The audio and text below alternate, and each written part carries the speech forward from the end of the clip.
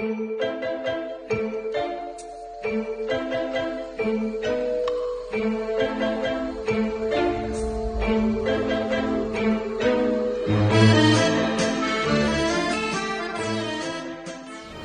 to a Halloween day at the museum, a virtual Halloween day at the museum. I thought that since you were not able to come here to do hands-on activities, that we could do this at home ourselves. So I'm going to have 3 hands-on activities that you can do at home using materials that you can get yourself. This is going to be the very popular make your own wand activity, the how to make your own howler, also how to make your own monster bookmark. So in between these hands-on activities, we will go into some feature presentations that we put together here. Of course, the astronomical world of Harry Potter and also the worlds within Star Wars. Now I should point out that these are not official Harry Potter and Star Wars shows. These are shows that have been put together here. And the astronomical world of Harry Potter show deals with how the characters in the Harry Potter universe all have something to do, many of them have something to do with the ancient Greek, Roman, and Norse mythology that is associated with the constellations, some of the planet names, some of the comet names and asteroid names, and how these ancient Greek, Roman, and Norse myths have something to do with how J.K. Rowling sort of fleshed out her own stories and her own backstories for her characters. Now, the worlds within Star Wars, that show deals with the fictional worlds within the Star Wars universe and examines if there are any worlds and stars out there in our own universe that is much like Tatooine, Coruscant, Naboo. So with that in mind, let's get right into our first hands-on activity. Enjoy.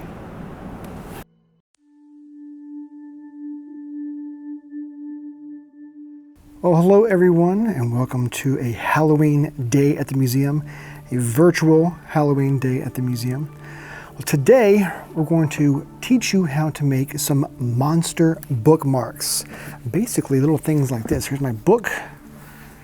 Here's my bookmark. You can see right over here. A little guy there.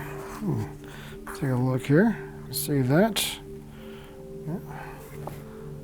A little monster bookmark. He's got little teeth, little eyes. He has a little red tongue there. Yeah. Well, I can put him where I just left off, and as you can see, he keeps my book safe for me. It looks very fashionable as well. I'm going to show you how to make that monster bookmark there for yourself. So all you need to do to make this monster bookmark here is we're going to have a couple of pieces of construction paper or cardstock paper or just basically some colored paper. So I have these red, yellow, green pieces of paper. I have some white pieces of paper too, which I'll show you why I have that in just a second. But these are going to be perfect squares. So you can take a piece of paper like this, a regular old piece of paper, and measure about 6 inches by 6 inches.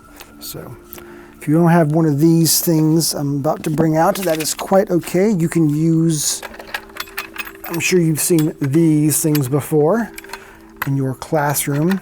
Well, on these things you have little rulers on them. You can see here. Look down there. Got some rulers on there. So all I did was mapped out 6 inches by 6 inches. 6 inches that way and 6 inches that way, and you have yourself a perfect square. Well, now that we have some pre-cut squares here,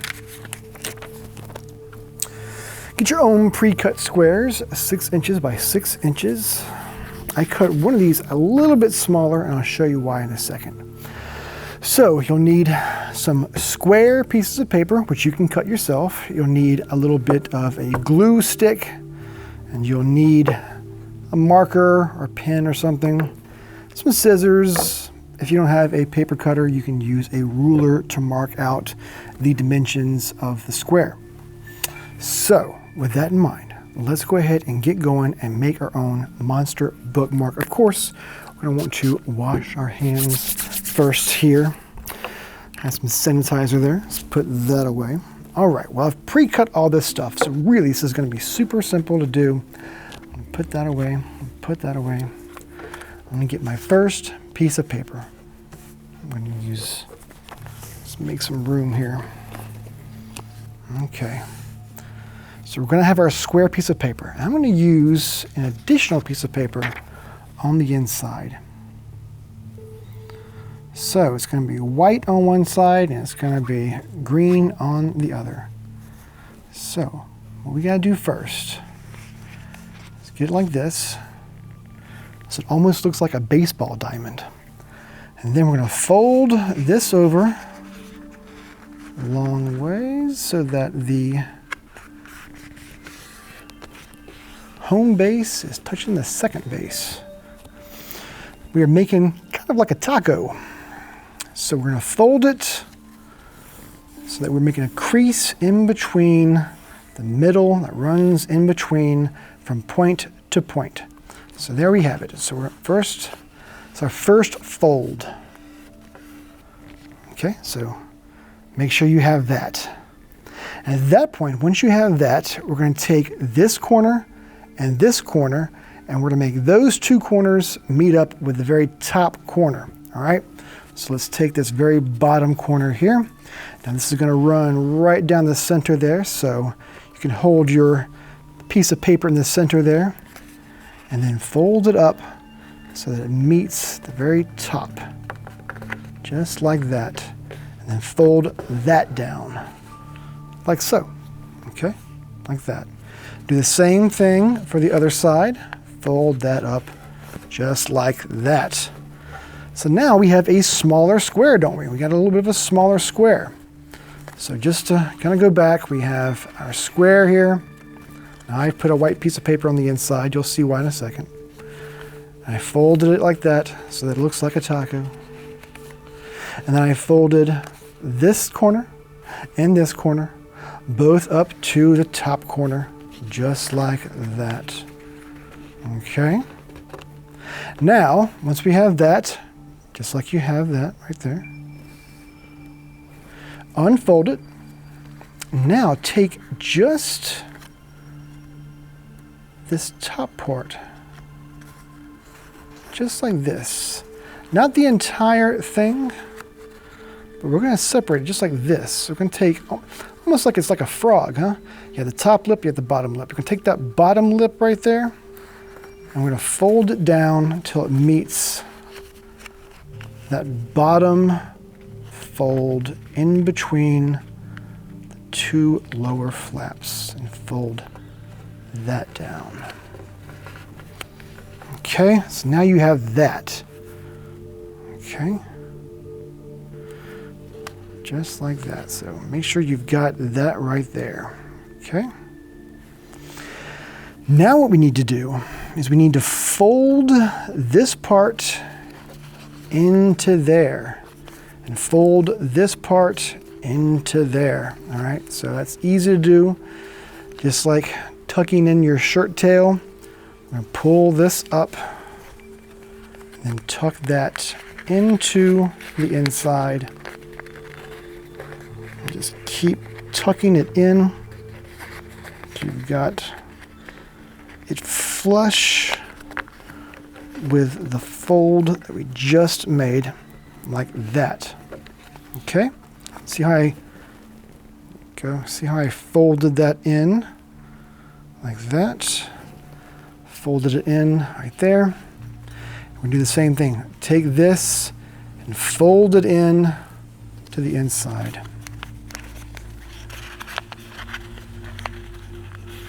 Just take your time.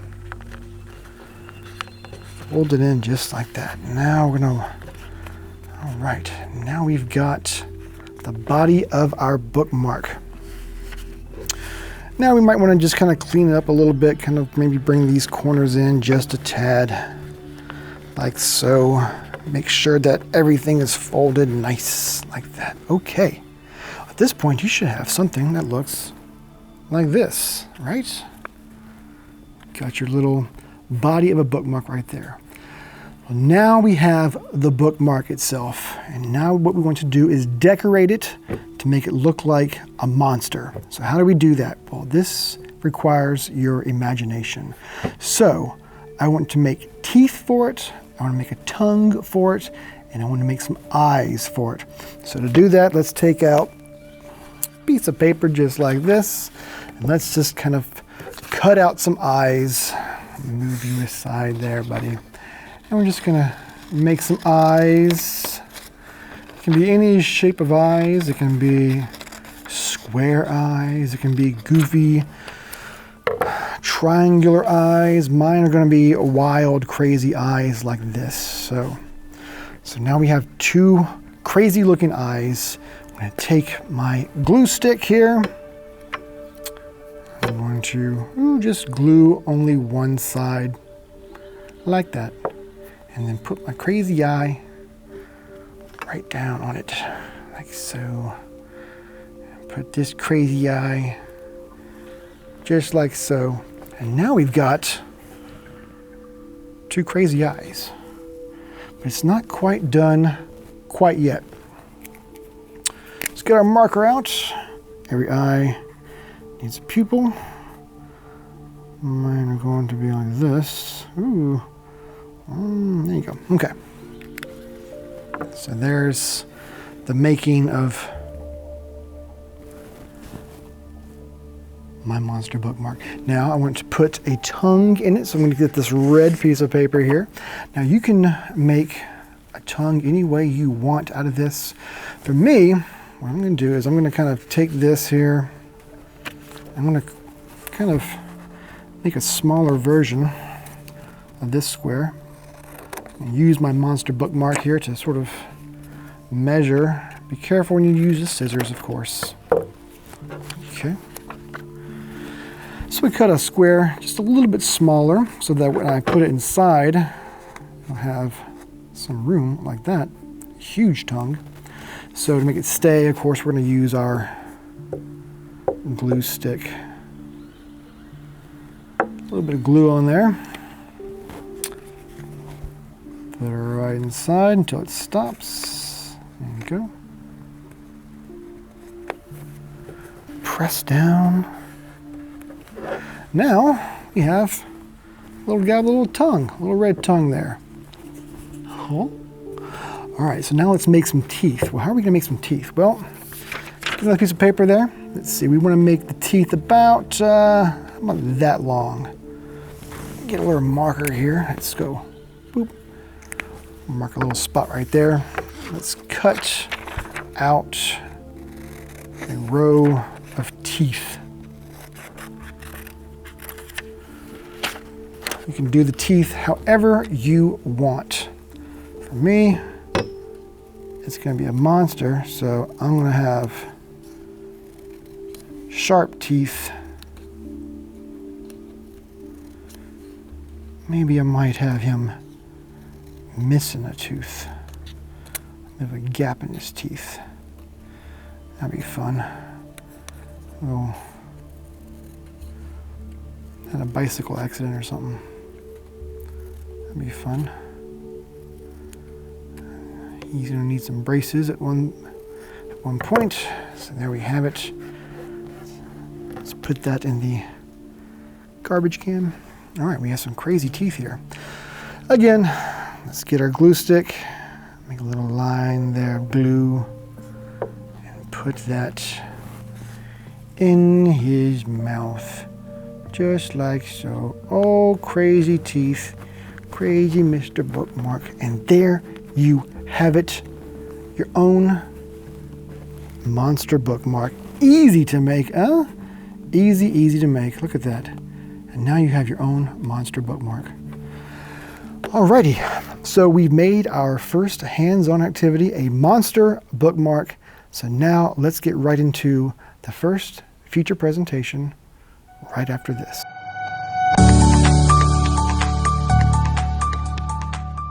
With the new LASM 360 virtual tour, you can experience the Louisiana Art and Science Museum on your phone, tablet, VR headset, or in the comfort of your own home with a computer. You can stroll through our art galleries, use your mouse or keyboard to look around the scenes in 3D space, and virtually everything we have on display is available to look at in high-resolution detail. You can zoom in to see the texture and brush strokes closer than you could if you were actually here. In LASM 360, you can interact with buttons, get inside display cases, explore hidden areas, even take a ride on our elevator or walk up the stairs to view a sunset. This virtual tour will allow you to visit our auditorium to view a show and even have a seat in our Planetarium theater to experience a program of your choice in 4K. All of the art galleries have audio guides available, interactive text panels, and in some areas there are even video guides. All of the art galleries and Planetarium are available to tour at your leisure, and there is a wealth of information and entertainment to discover. You can spend hours in LASM 360, and it will only expand as new exhibits and interactive activities become available. So come along and enjoy this unique experience with LASM 360.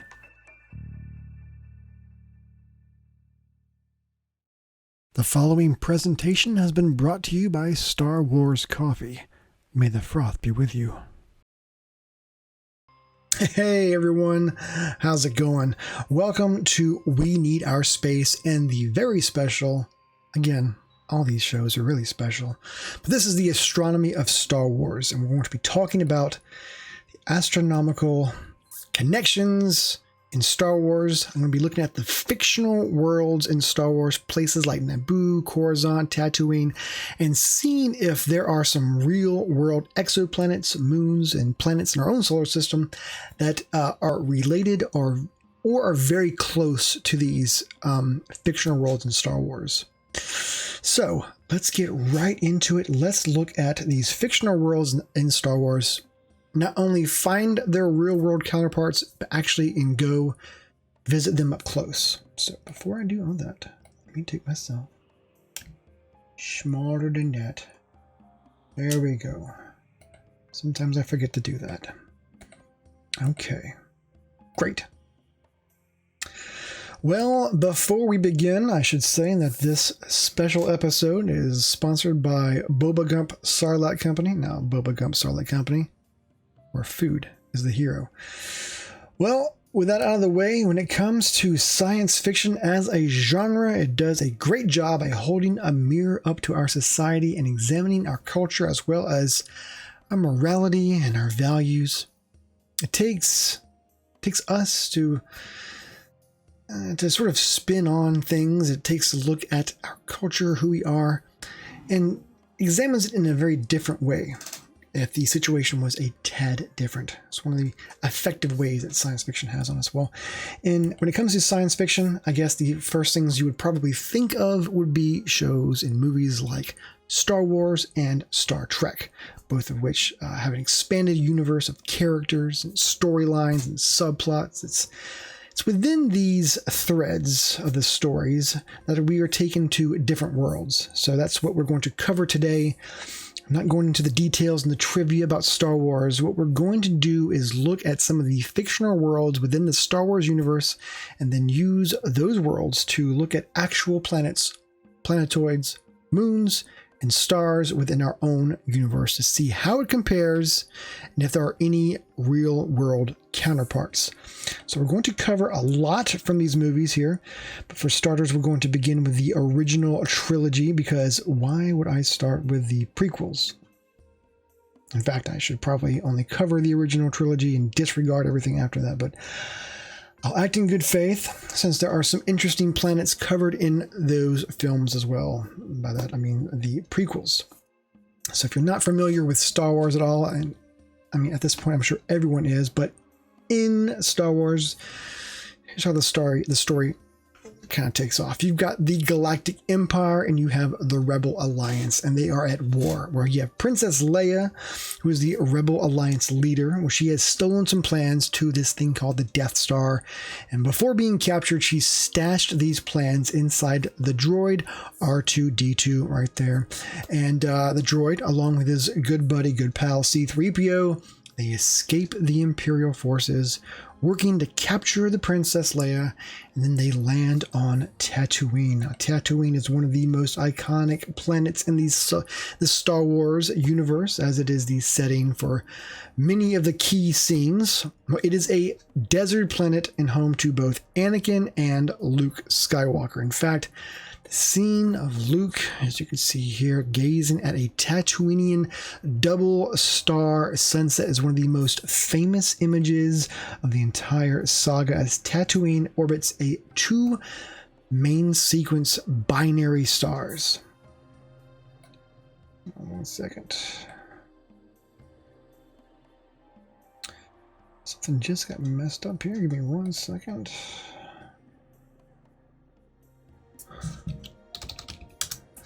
All right. There we go. Sometimes that happens. Quite all right, though. Quite all right. Okay.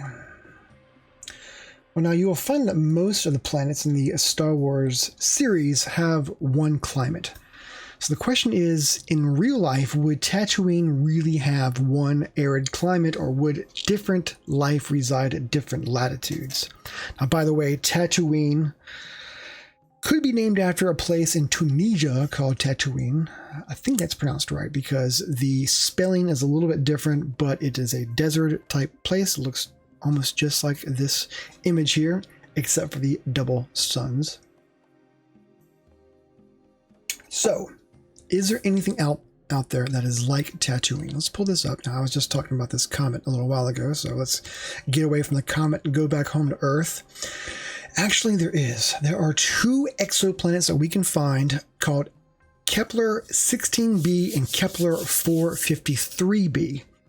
Now, these are the closest we have observed that resemble the fictional world that could represent Tatooine. These are both real exoplanets, and they both orbit 2 stars. Now, of course, Tatooine is known for having 2 suns. So, both of these exoplanets are in what is known as a circumbinary system. So let's go visit Kepler 16b and see what that looks like. We got Kepler 16b. We can find that in the constellation Cygnus. So there is Cygnus, the constellation. Let's go visit that up close. See what it looks like to orbit a circumbinary star system, flying out to this planet here. As we are flying out to it, Kepler 16b is a Saturn mass planet consisting of half gas, half rock and ice. It is the first planet observed orbiting 2 stars. It was discovered using the transit method. Now, let me tell you a little bit about what the transit method is. I know we are here right now looking at this Saturn-like planet. This is Kepler 16b. Well, first let me tell you a little bit about what this transit method is. Now, so you have a star here. Now, the transit method of detecting an exoplanet goes like this. You have the star and how bright it is, and you have this brightness level right there. But then, as you are observing this star, whenever a planet goes or orbits past, revolves around its own star, and as a star is going past this star, the brightness will drop a bit, and that is the telltale sign that we have a planet going in front of the star that we are looking at. So that is how Kepler 16b was initially discovered, using the transit method.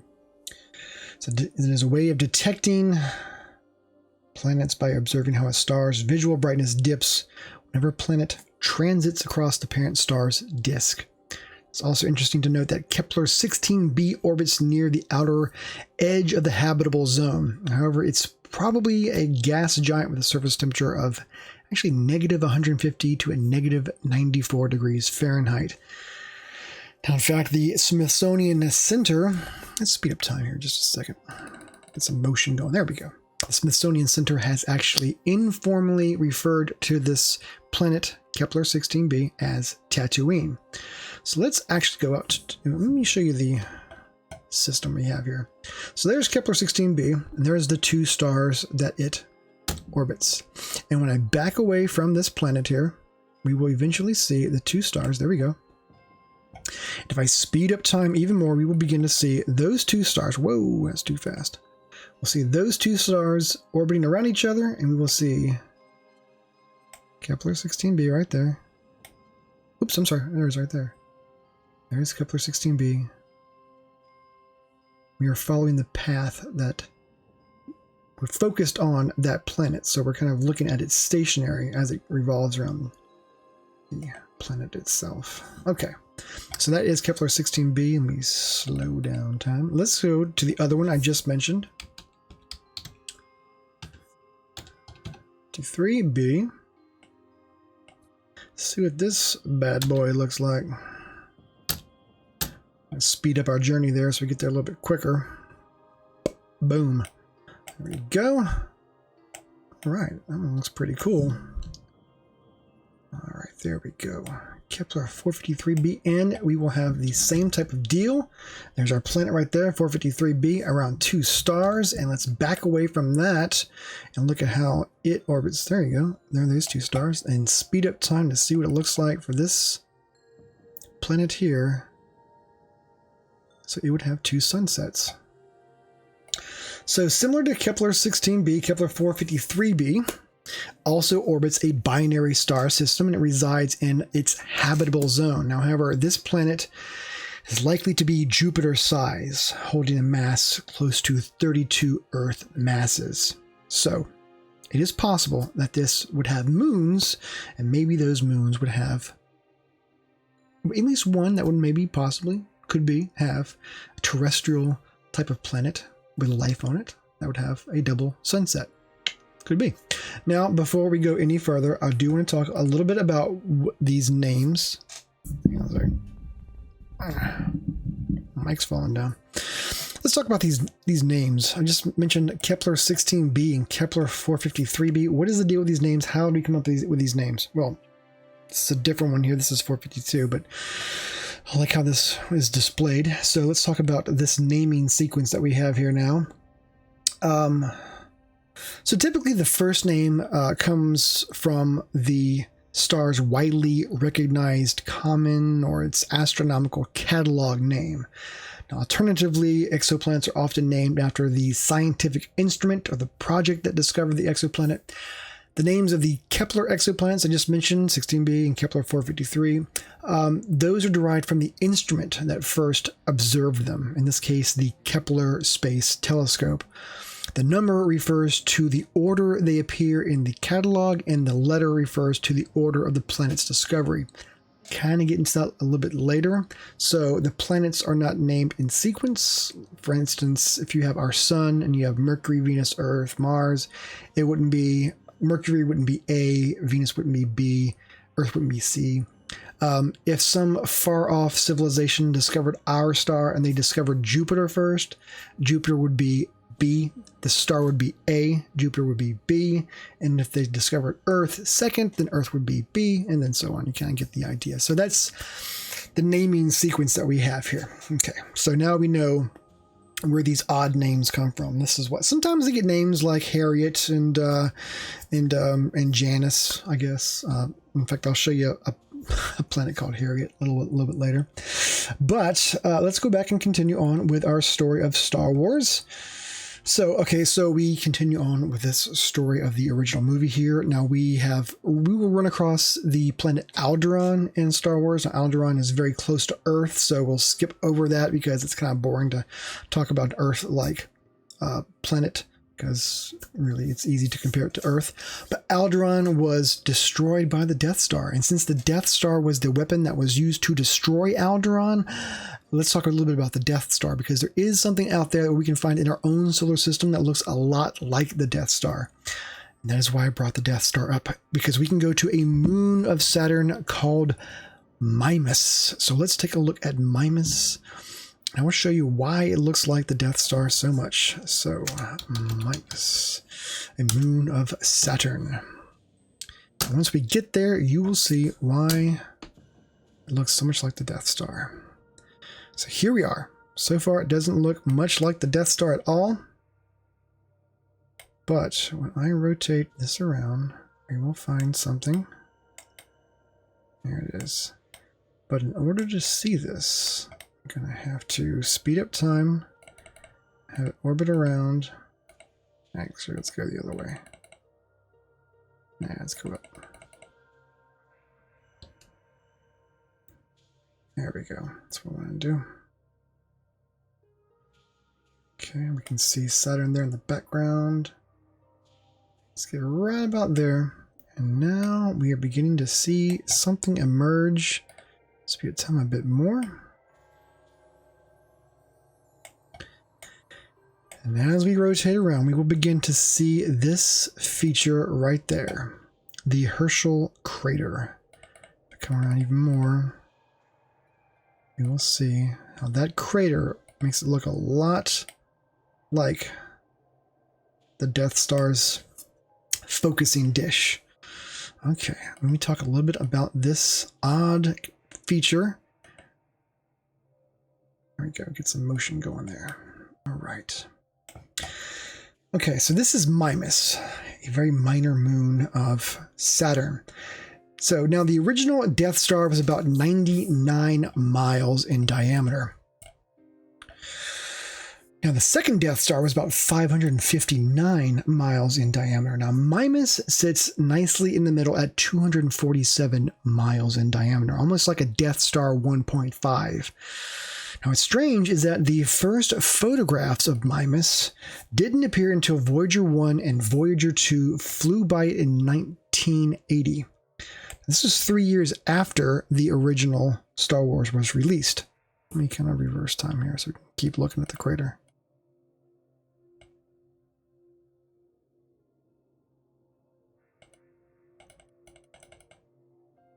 Oh, okay, whatever. There we go. Okay. Sorry, I just want to make it look cool for you. So, this was the first images of Mimas weren't until 3 years after Star Wars was released. Now, by sheer coincidence, the characteristic Herschel crater, named after the moon's discoverer, is almost perfectly scaled to the Death Star's super laser focusing eye. Now, the Herschel crater has been measured at 87 miles across, while I'm about to get into some math here, so strap in. Now, the first Death Star's super laser dish is about 25 miles across. Now, since the first Death Star is about 2.5 times smaller than Mimas, the super laser dish can be scaled up to about 62 miles. This is about 70% of the Mimas crater's diameter. Now, it's not an exact match, but by astronomical terms, it is pretty close. And pretty interesting how close it is. So, let's say that Mimas really was the Death Star for a moment. Now, Mimas sits about 1.2 billion kilometers away from us. It's about 746 miles away. So this is well beyond the Death Star's 420 million kilometer maximum range. Now, certainly clear of its optimum 2 million kilometer range, but that's based on its current position. Obviously, the Death Star can travel, and it is even equipped with a 4.0 hyperdrive. Well, meaning it could travel to Earth in mere seconds. Now, if we are following this line of logic, then to destroy a planet, the Death Star requires a full charge pulse of 2.4 times 10 to the power of 32 watts. It's about 1 million times more than the sun's energy output. And that is what Alderaan had to face, and that is why it is now an asteroid belt. And that's the kind of punch that the Death Star had. So that's all you need to know about the Death Star. As we slowly rotate around back to... where is it at? There it is. There's your little Death Star crater right there on Mimas. Well, let's now continue on back to the story of Star Wars. Now, after learning of Aldron's fate, the group is captured by the Death Star's tractor beam, and the gang is then, they attempted to escape, but they could not. Well, the gang then attempts to disable the device, and in the process discover that Princess Leia is on board and being held captive. Now, Luke and Han rescue the princess, they duke it out with Vader, now escape the clutches of the Death Star, and they work their way back to this rebel base, hidden on a place called Yavin 4. If I'm mispronouncing any of these planet names, please forgive me. So, is there anything out there that resembles Yavin 4? Like we see right here. Yavin 4 is the headquarters to the Alliance, and to restore the Republic, the Alliance to restore the Republic. So, Yavin 4, the fictional world, is a jungle-covered planet. It's divided into several continents. It closely resembles Guatemala, and it reflects back to a time on Earth that Mayan temples were around. It also orbits Yavin, which is a red gas giant with a diameter of 123,000 miles. So Yavin 4 is actually a moon to the larger planet Yavin. Well, Yavin 4's atmosphere is made of these thick clouds. They're swept about by these violent hurricane force winds. Well, Yavin, the host planet, is quite large. It's much larger than Jupiter's 87,000 mile diameter. Now, one of the closest exoplanets discovered that can compare to Yavin is one that is sometimes unofficially referred to as Osiris. So let's visit Osiris up close. Now I have to put in its official name here. It is HD 209458b. Right there. Look at that, and it is in the constellation that we can find Pegasus. Visit that up close. Unofficially known as Osiris, this is located in the constellation Pegasus. It's 150 light years away that we are traveling now. Obviously, we're traveling faster than the speed of light to get to this planet here. Here we are. Let's take a look at its solar system there. So there is Osiris. There is its star. Look how large the two are. I mean, look how large Osiris is compared to its own star. Let's back away a little bit here because we can see something kind of cool going on. Here we go. Speed up time here to see some orbiting. Let's see if we can...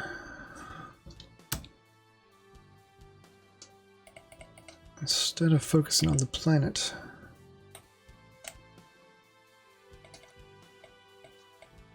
all right. Yeah, that's not really what I wanted to do. It's all right. Okay.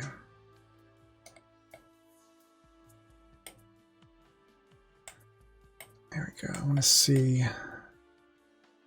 the tail going on right there. So there's the planet that I'm talking about. All right, now, this is a gas giant. It has a volume of 2.5 times greater than Jupiter, and it is referred to as a hot Jupiter. And this means it has a very close proximity to its star and relatively very hot surface temperatures. Now, it's darker than Yavin would be. Its outer shell would have a very dark cloud system to the red dwarfs. So what we are seeing here that I just kind of orbited around to see. Let me see if I can find it here. Oh, yes. It's a little tail there. Let me get that off the screen. It's this little tail coming off the planet there. So what we're seeing here is the tail being formed by the planet. Well, what is the deal with that? Well, the planet's outer atmosphere is extended and heated so much by the nearby star that it starts to escape the planet's gravity. The hydrogen, carbon, oxygen boils off in the planet's upper atmosphere under this searing heat of the star. This is called the blow-off effect, effectively meaning that the star it is orbiting is blowing off the planet's atmosphere. So that kind of wraps up the first episode of like the first Star Wars movie here. We have some more to go, actually. Of course, it wraps up the first movie here. I should say that Luke uses the power of the Force to exploit a weak spot in the Death Star, and he saves the day. And this leads us to the next film, The Empire Strikes Back, again with a whole new host of planets here. Now, I should point out that this episode, this particular portion, is sponsored by Death Starbucks Coffee. I've always been crazy about coffee, but now we're certified Death Starbucks Coffee. All right, so let's catch up with the gang and what they have been up to. All right, so we are now on Hoth. Now, 3 years after the destruction of the Death Star, the rebels have been driven from their home base on Yavin. Now they are with Princess Leia on the new base that is over on the planet Hoth. Now, from space, Hoth looks like a pale blue orb due to its dense snow and ice covering. Its surface is covered with glaciers and frozen ice plains. Now, although it is devoid of intelligent life, Hoth is home to these large gray snow lizards named Tauntauns, and these little towering predators called Wampas. Well, in our universe, the closest approximation that we have to Hoth would be an actual moon in our own solar system called Enceladus. If you have seen this show before, there it is right there. I have talked about Enceladus on occasion. So let's go off to this moon of Saturn. Let's speed up time there. Let's go even faster. Let's get to Enceladus. Boom. Let's get close to Enceladus here. Take a look at its surface. Gonna come around there, kind of on the halfway point. Let's get even closer to see this surface. And let's do some motion here. There we go. So let's talk about this place. Enceladus is rife with cryovolcanic activity. Now, these volcanoes spew water and other volatiles up into the sky rather than lava. So once these bursts occur, the cold conditions on Enceladus causes the water to fall back to the surface as snow. Now, some areas of Enceladus have snowfalls as deep as 100 meters, and due to the moon's very low gravity, the particles would only be a few microns across. This would mean that the snow on Enceladus would be finer than talcum powder. Now, this is a moon in our own solar system, so is there an actual exoplanet that is comparable to Hoth, an actual planet itself, not a moon? There is. There's one further away from us. It is an exoplanet, and its name is a doozy. It's going to be OGLE-2,005-BLG-0390. LB, or is it LB? No, it's that one. There you go. No, that's not it. That one. Yes. The way these are named on this thing is... Okay. Boom. Let's go to that one right now. OGLE-2005-BLG-0390LB. Alrighty. I think they could just call it Jason. So... this can be found in the constellation Sagittarius, and it is about 20,000 light years away from us. Now, it is so similar, get out of here. It is so similar to Star Wars Hoth that NASA sometimes refers to this as such. This exoplanet is about 5 times larger than Earth. However, it is, along with the fictional Hoth, it does resemble how the Earth may have looked some 600 to 800 million years ago. Let's take a look at this system that it is in. Now, of course, whenever you see a star like this with its oblong squished shape, you know that this star is rotating very quickly, so quickly that it is bulging at its equator. So there we have the world that might be closest to Hoth. OGLE-2005-BLG-0390LB. Okay, back to the story, because the gang then goes off to a place called Bespin. This is the home to Cloud City. It's also the place where Lando Calrissian betrays them. So we have Okay, I have a little recap here I made here. So no, there's Darth Vader, the dog guy kind of growls. Han gets put into some carbonite. Lando's like, oh no. Luke's like, I got this thing here. Vader's like, yeah, I got this thing too. Let's have a fight. You don't need that hand anymore. Let's go hang out sometime. I don't want to go hang out sometime. I'm going to go hang out on this antenna and mess up your cable reception. And then I'm going to drop on this spaceship that just randomly appeared. Good for them. And then they go off and then they exit this cloud city on the planet Bespin. So question is there anything out there that is like Bespin and Cloud City, a place that could host something like Cloud City? Well, the first thing that we would probably think of would be Venus. Venus has such thick cloud coverage that you can't even see the ground, the surface.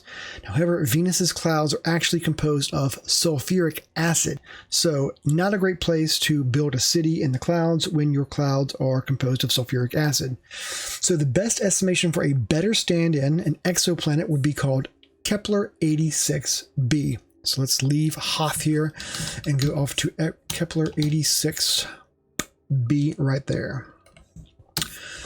Center on that, and then head off to Kepler 86b. Now, this exoplanet is about 1,200 light years away from us. It is very similar to Venus. It has thick clouds. However, its clouds are not composed of sulfuric acid, which would make it a better stand-in for the fictional Bespin. There we are. Here we are. Let's kind of, there we go. Lovely, lovely. And here is its relation to its own star. And for fun, let's land on the object, even though there's probably no surface. And look off at its pretty clouds and its atmosphere here. Going up through the cloud layer there. There we go. So perhaps we could build a city there if we could ever go out to the 1,200 light years away. Well, that was fun. Okay, well, that wraps up Empire, leaving us on a bit of a cliffhanger. That leads us to what? That leads us to the very next very next film. That would be Jedi. Now, this portion is very graciously sponsored by DEWBACK Steakhouse. That's always fresh out when you're on a DEWBACK. DEWBACK Steakhouse, now safely reopening. Well, at the start of the third film, we have a rescue plot cracking. The team sets off to plan to get Han Solo back from the clutches of Jabba the Hutt. They're going to get him back. They're going to hightail it out of there. Finally end up on the forest moon of Endor. There is this shield generator operating. Now their plan is to destroy this shield generator, and the rebels would have a better chance of destroying the Death Star. That's the plan for Jedi. So Endor is kind of like this planet Naboo, as also in the series that will appear later on. Now the planet we'll cover later, of Naboo we'll cover later. So it's a lot like Earth, but that would be no fun, of course, to just compare it to Earth. So what else is out there that might be suitable stand-in for Endor? After all, Endor is a moon, not a planet. Well, there is a place called 55 Cancri F. A little bit easier to say than the last one we just went to. So let's find 55 Cancri F. You can find this bad boy. Whoa. I forgot we are off planet Earth. Let's go back to planet Earth to find 55 Cancri. That was quick. And there we go. 55 Cancri. Find that. There we are in Cancer. That's why I wanted to bring it up, because Cancer the crab and Cancri are related. I'll tell you a little bit about that in a second. Let's head off there. I'll talk to you a little bit about it on the way there. So this is 41 light years away. In that constellation, Cancer the Crab, a very few gas giants have been discovered beyond our solar system that lie within the habitable zone or the Goldilocks zone. But 55 Cancri F is the first. Now, though no exosolar moons have been discovered, all of these far-off exoplanets are more than likely to have at least one moon. Now, just take Saturn and Jupiter, for example. Jupiter and Saturn these are also two gas giants. They have about 120 moons between the two of them. So it is very likely that this exoplanet here would have at least one moon. And it is in the habitable zone. So that is good news. So scientists involved, let me get some motion going here. A little too much motion. There we go. Nice. The scientists that are involved in the discovery of this world suspect that it has a rocky moon, as they expect any water on the surface of this rocky moon would flow freely, dramatically increasing the odds that it could harbor life. Now again, naming exoplanets can be a pretty tricky thing with the explosion of recent exosolar discoveries. Now, the name 55 Cancri comes from the Flamsteed designation after the 18th century astronomer John Flamsteed. Now, don't worry, there's not going to be a test on this or anything. Now, Cancri is the Latin genitive of the word Cancer, which is where the star is found, and 55 refers to the placement in the catalog. Now, the F is with the lowercase, that refers to the planet and when it was discovered in relation to other planets. Now, I had mentioned this before, so let's take a look at this in its own solar system here. So we have 55 Cancri. And what do we have here? Well, we have some other planets in this solar system here. Now, as we focus on 55 Cancri, if you look over here in the very top left-hand corner, I hope you can see it. Let me see here. Bring this down just a little bit.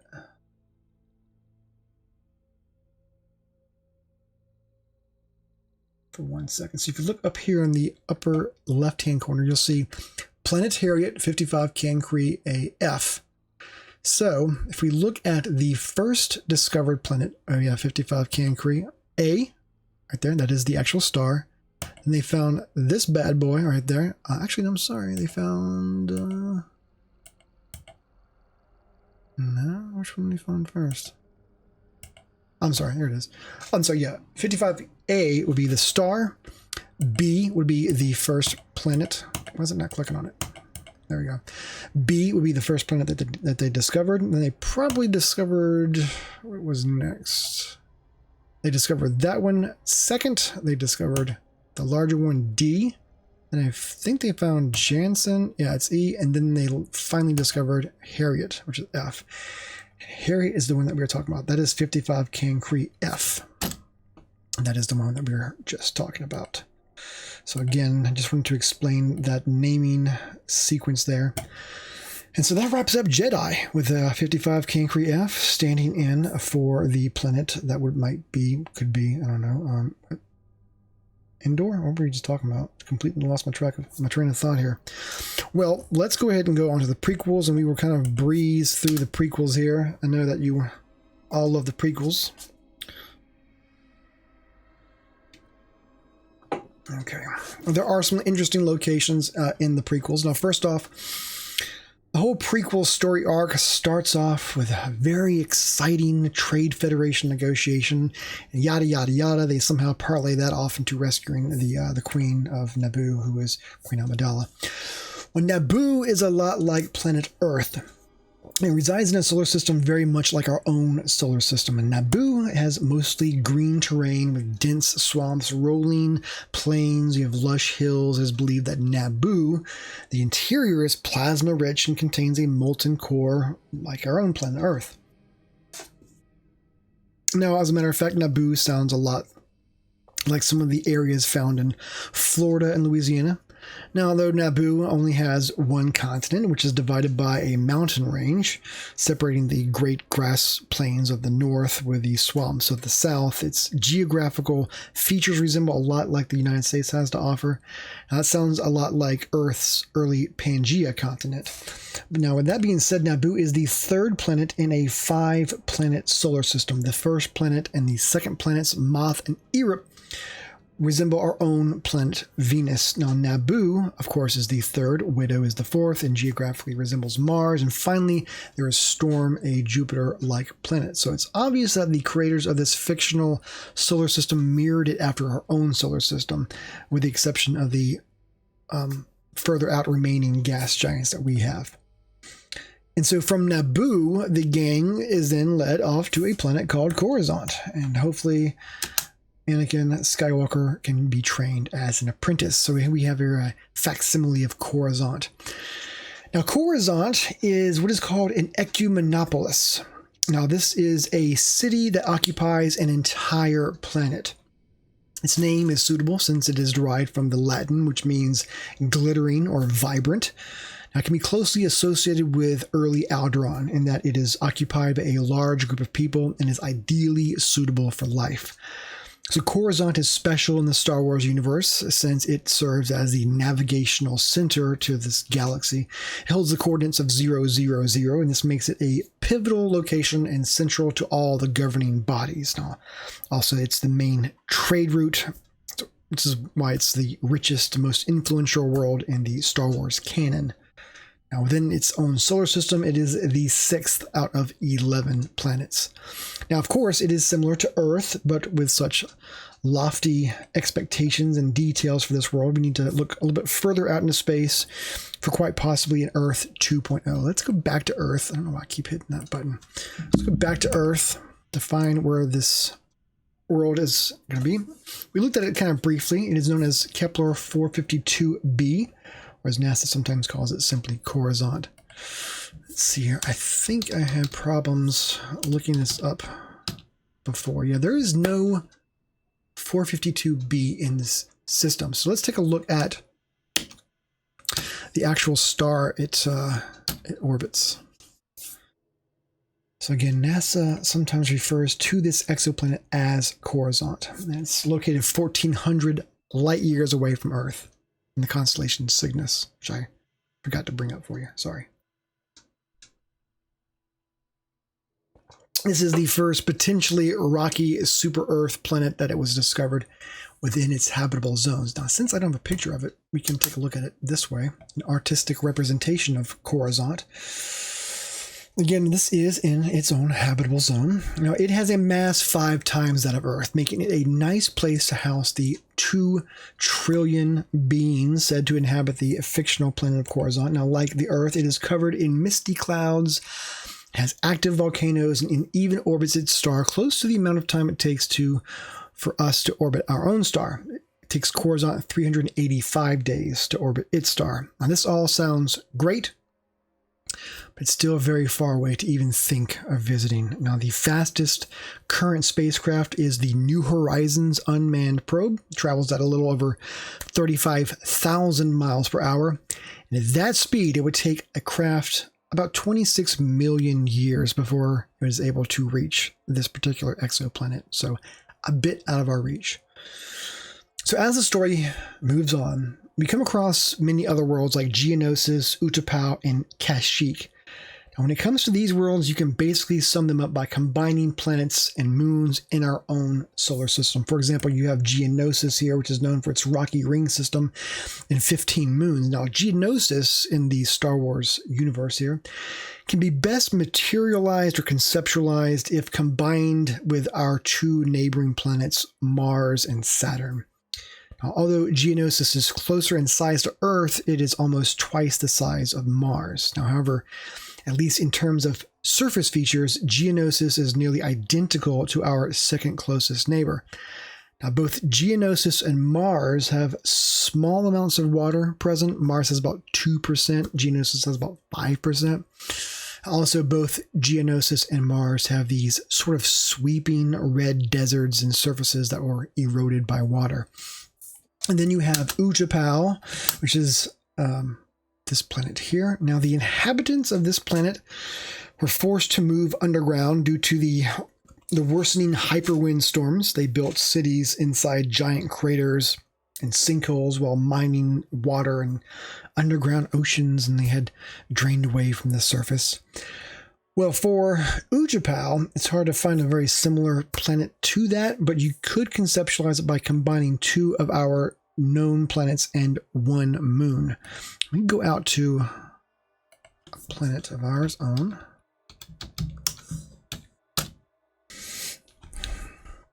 So Neptune is kind of close to it. Neptune has these winds that travel at supersonic speeds, the fastest winds in the solar system. Neptune has winds that reach up to 1,500 miles per hour.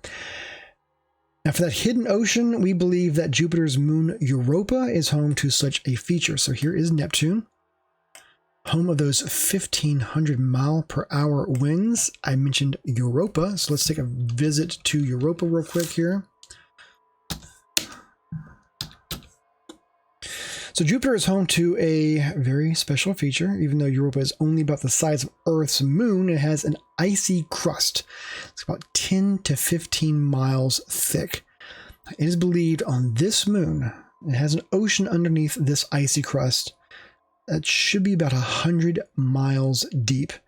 These findings hint that Europa may be habitable for alien life, since there is life virtually wherever there is water on Earth, but it have to be very deep beneath that surface. Now then, there is also Kashyyyk. Kashyyyk is the home of the Wookiees. It's very reminiscent of sort of medieval times Earth. Now, towards the end of the movie here, you've got Anakin Skywalker, and he goes off to a place called Mustafar. Mustafar kicks off the end of the movie in the last battle scene. Now, Anakin went to Mustafar to sort of kill off the remaining separatist leaders. But Mustafar is kind of interesting to cover. So Mustafar is a scorching lava planet. It's located between two gas giants, and it's home to the final showdown between Obi-Wan Kenobi and Anakin Skywalker. Well, even though lava spews everywhere across this planet, it is home to these strange species of lava fleas, these Mustafarians who make their homes in caves and craters. There are lava fleas. We'll also find a place that is kind of like Mustafar. So at first, let me go off to it here.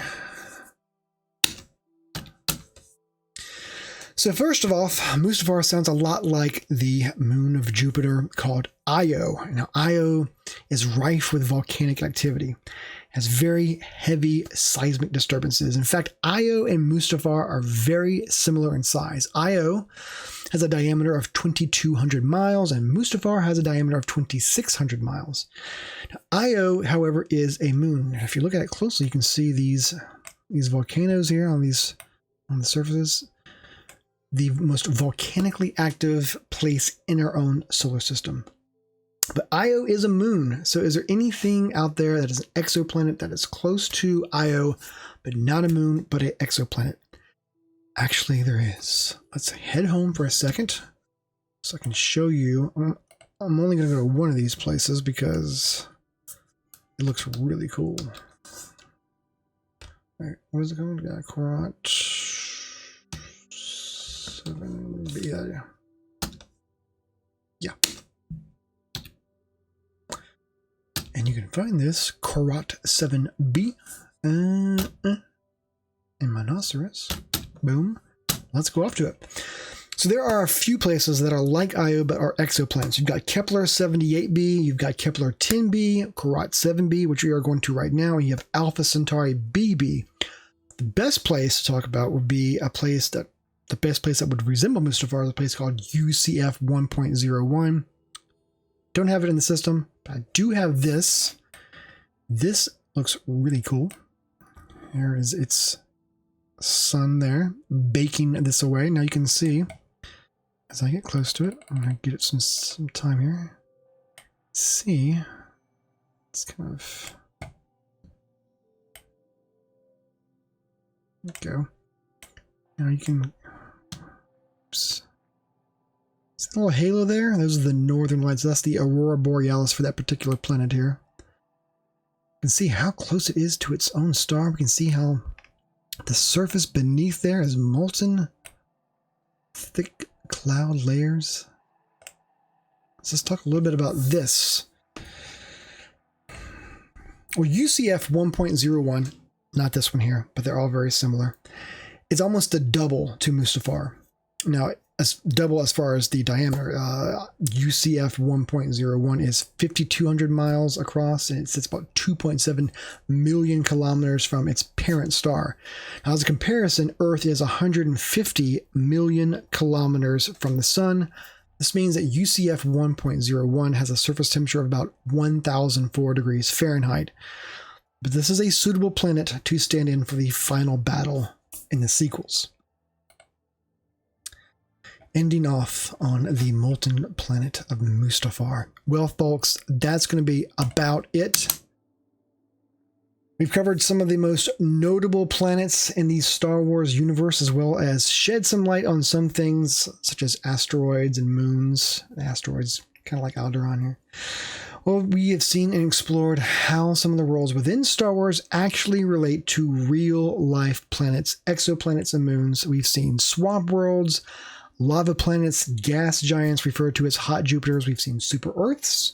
We've seen ice worlds, desert planets, and so on and so on.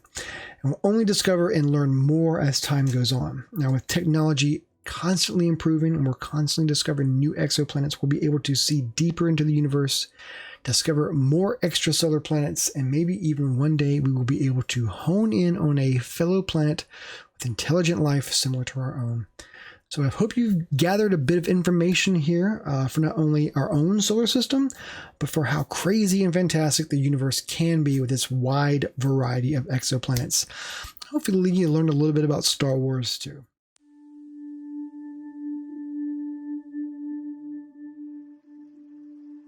All right, well, welcome back. Again, happy Halloween here at the Louisiana Art and Science Museum. Well, now we're going to show you, or I'm going to show you how to make your own wand, your own magical wand. Now we're going to need this for the next show, The Astronomical World of Harry Potter. Now this is going to be very easy to do. As I speak about these things, I will show you on the screen where to get them. So really, all this is and I've made these in bulk because, as you know, the wand chooses the wizard, and they are all different. So depending on who comes to see this particular show in person, whenever we are allowed to have you back in, you will get your own wand that is tailor-made for you. But I will show you how to make your own wand. So this is going to be a wand I made fairly recently. Here's how I did it. Let's take a bit of a look here, a closer look here. All this really is a wooden dowel rod. I believe this is a 1/4 inch by 12 inches, I think. And you can get this on Amazon.com. You can get this at Home Depot. There's all different shapes and sizes of dowel rods. Very many uses for them, but it's really just a wooden stick. Is all it is. Now, if you don't want to go and buy your own dowel rod, you can actually go outside, find a nice twig or branch, something about this size, something that fits in your hand, and you can clean it up some, get the bark off of it to make your own wand. So here's how to do this with a dowel rod or any type of wooden stick that you find in your backyard. That is magical. So all I did was I used this dowel rod here. I got a pencil sharpener to round off the edges so that it looks a bit more like a wand. So a pencil sharpener for both edges there. Then I got this. This is a hot glue gun. This has a stick of glue. You put it inside there. You plug it in and you heat it up. And once it gets heated up, you can then make these patterns with the glue. So you'll have to use your parents' permission. You have to have a parent, guardian, some adult to help you with this because the tip of these hot glue guns gets pretty hot. And when the glue comes out, it is also pretty hot at times. So you don't want to get this on your skin at all. But with their help, with their permission, plug in the hot glue gun. And then once it gets heated up and ready, you can just make these little dabs along here. Let's see here, let's get this. So you can make these little dabs. You can do little pearls. You can do little circles. You can do any type of design that you want. So you can see here, I've got these little, there we go. See how I've made these little spirals on this one here. Now, on our day of our events, we've had kids come in and they've begun to make their own wands, and then for whatever reason, they've left them behind. So once you've made the design that you want for your wand, you need to paint your wand. And for that, what I use are these Sharpie paint pens. Now, these are also available at places like Hobby Lobby, maybe even Walmart has these. But these are oil-based paint pens. They come in a variety of colors, so you can choose the color that you want. Just shake them up real good.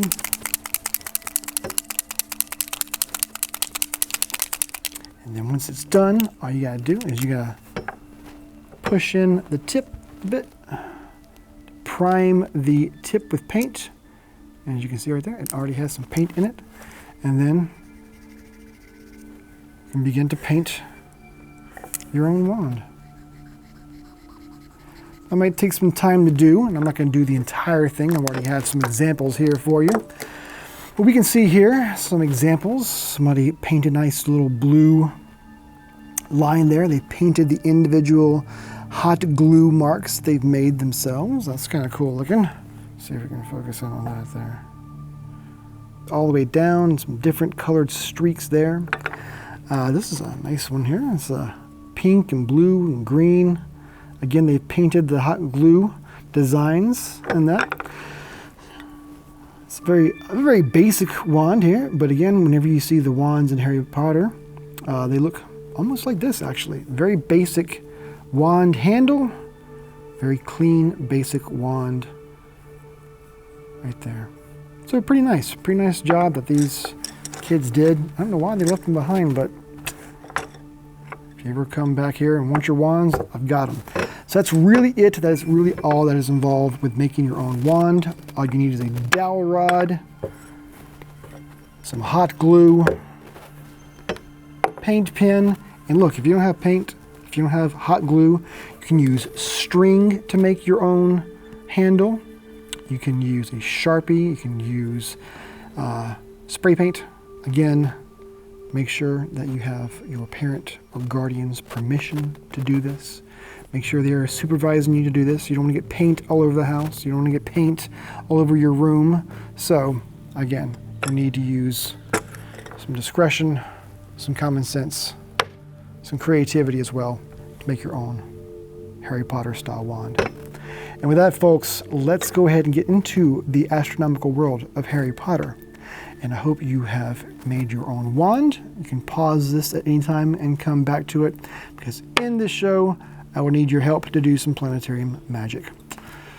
Enjoy. Hello, everyone. Welcome to We Need Our Space Live, and a very special Harry Potter edition of the show.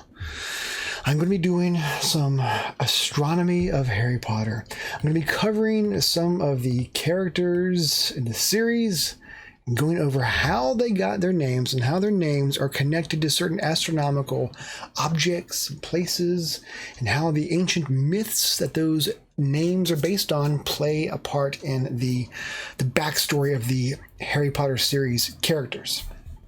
So as I begin, I'm going to take myself out of here. Don't need me anymore. And let's get right into it. I'm going to do a brief recap here. If you've never read the Harry Potter series, let me tell you a little bit about what the Harry Potter series is about. Well, if you are unfamiliar with the Harry Potter series, it is basically a series of fantasy novels written by British author J.K. Rowling. The novels chronicle the lives of a young wizard, Harry Potter, and his friends, Hermione Granger and Ron Weasley, all of whom are students at Hogwarts School of Witchcraft and Wizardry. The main story arc concerns Harry's struggles against Lord Voldemort, a dark wizard who intends to become immortal, overthrow the wizarding governing body known as the Ministry of Magic, and subjugate all wizards and muggles. Muggles are the non-magical people like myself. Well, those are the main characters, just a few of many, but there are There we go.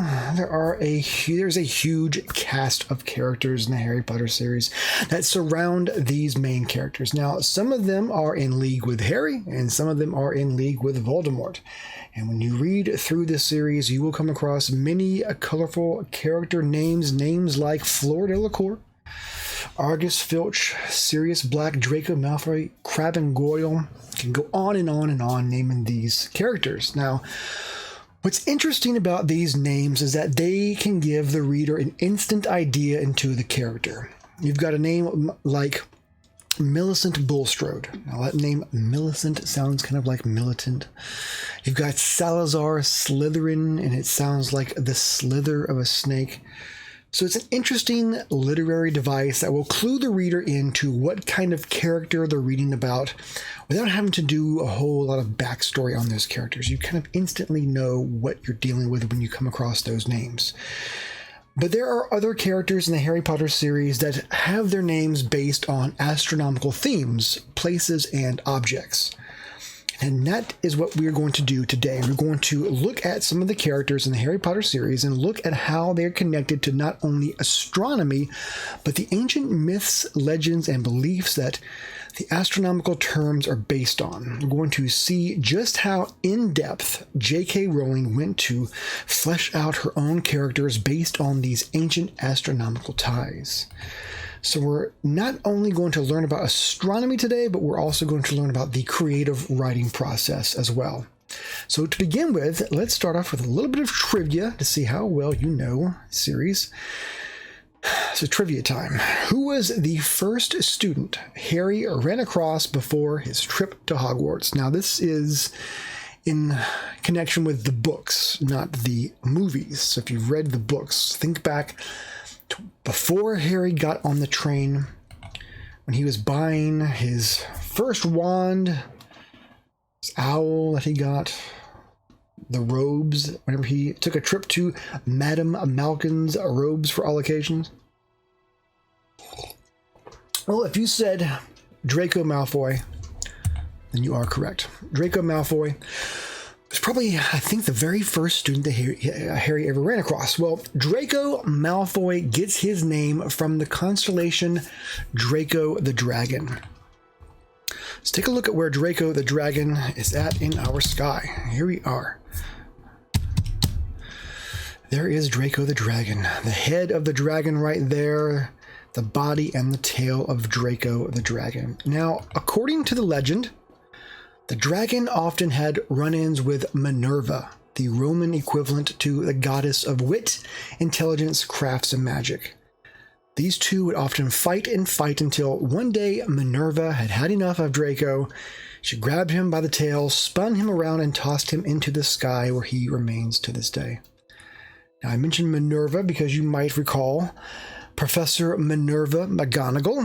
Well, not only in the ancient Greek myth did Minerva and Draco fight, but in the Harry Potter series, Draco and Professor McGonagall also had several run-ins as well. So now this constellation can be seen in the sky, winding serpent-like between the two bears. You have Ursa Major and you have Ursa Minor.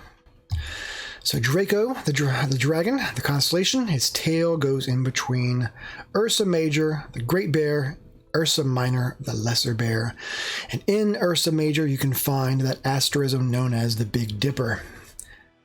Well, this is appropriate because in the Harry Potter series, Draco Malfoy can always be seen with these two larger characters, Crabbe and Goyle. They're always at his left and right side. These are his cronies, Crabbe and Goyle. Well, again, not only does Draco Malfoy have the two large cronies in Crabbe and Goyle, but also in the nighttime sky, you've got Draco always accompanied in between, to his left and to his right, the two large bears, Ursa Major and Ursa Minor. Now, since we're on the topic of Draco, just below this constellation, Draco, you can find something else, a constellation that goes by the name of Scorpius.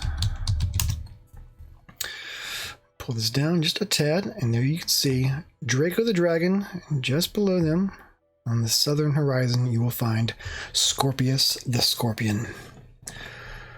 Well, this might sound familiar to you because Scorpius was the actual son of Draco Malfoy, Scorpius Malfoy.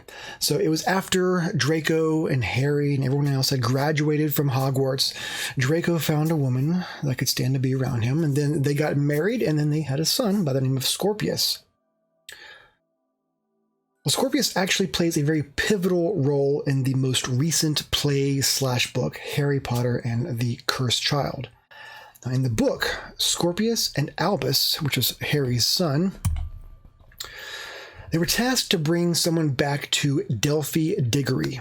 Well, if you look a bit more towards the east of Scorpius, you will find yet another constellation known as Delphinus the Dolphin. So let's find exactly where Delphinus is at.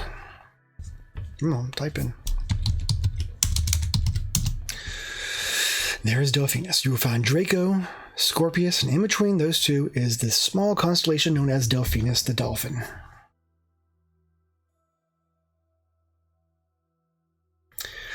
Well, you'll notice how Delphi Diggory's hair is silver, just like a dolphin's skin. Now, as it turns out, Delphi gets her name from this constellation here. And this constellation is based on an ancient Greek myth as well. Now, in this myth, the dolphin is tasked by Poseidon, the god of the sea, to seek out and find someone that Poseidon had been searching for. So Delphinus had to go out and find this particular person and then persuade her to come back to Poseidon. Also, in the Harry Potter series, Delphi had tasked Albus and Scorpius to go off, find someone, and bring them back to her as well. Well, trivia time again. What time? Let's see here. What time is it? All right. Trivia time. What character in the Harry Potter series is named after our closest neighboring celestial body? I do have a hint here on the screen for you. Now, this character is known for her odd and quirky behavior. It's one of my favorite characters in the Harry Potter series. Now, if you named Luna Lovegood, then you have hit the nail on the head. Luna Lovegood, named after our moon. So Luna is next up on our list of characters with names associated with astronomy. So Luna actually gets her name from the moon. In fact, Luna is actually Latin for moon. Let's go take a look at the moon right now, up close. Some actual details here. Here we are at the moon. You'll see Earth. Let's pull in to the moon. Actual surface details of this. Let's kind of speed up time here as I talk about the moon. As I talk about the moon, we can see this nice detail of the surface of the moon. Well, the character's name, Luna Lovegood, is also a play on the connection people used to make between the moon and lunacy. It was once believed by the Greek philosopher Aristotle that the brain was the moistest organ in the body, and because of this, it was susceptible to the full moon's influence, just like the tides. He believed that whenever the full moon was out, it would literally tug on our brains, causing many people to turn into lunatics. Case in point. The moon turning people into lunatics. That is where we get the word lunacy and lunatics. That's where those words come from. This is why Luna Lovegood is such a odd and quirky character.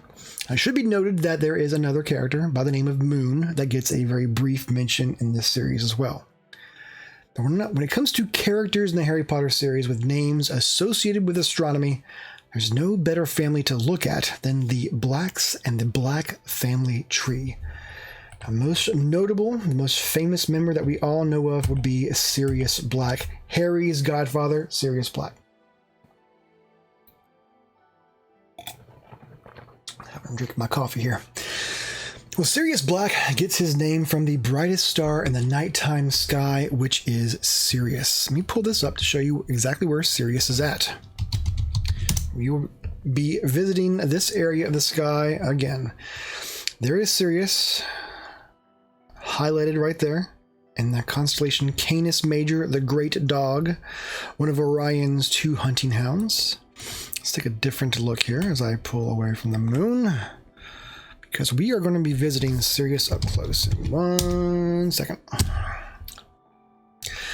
There is Sirius the star that Sirius Black gets his name from. There's Canis Major. Let me take this down here. So there you go. There is where Sirius is at. Now, let's actually go out and visit Sirius up close. As we go out to Sirius, the star Sirius, let's talk a little bit about the star and also the constellation that you can find it in.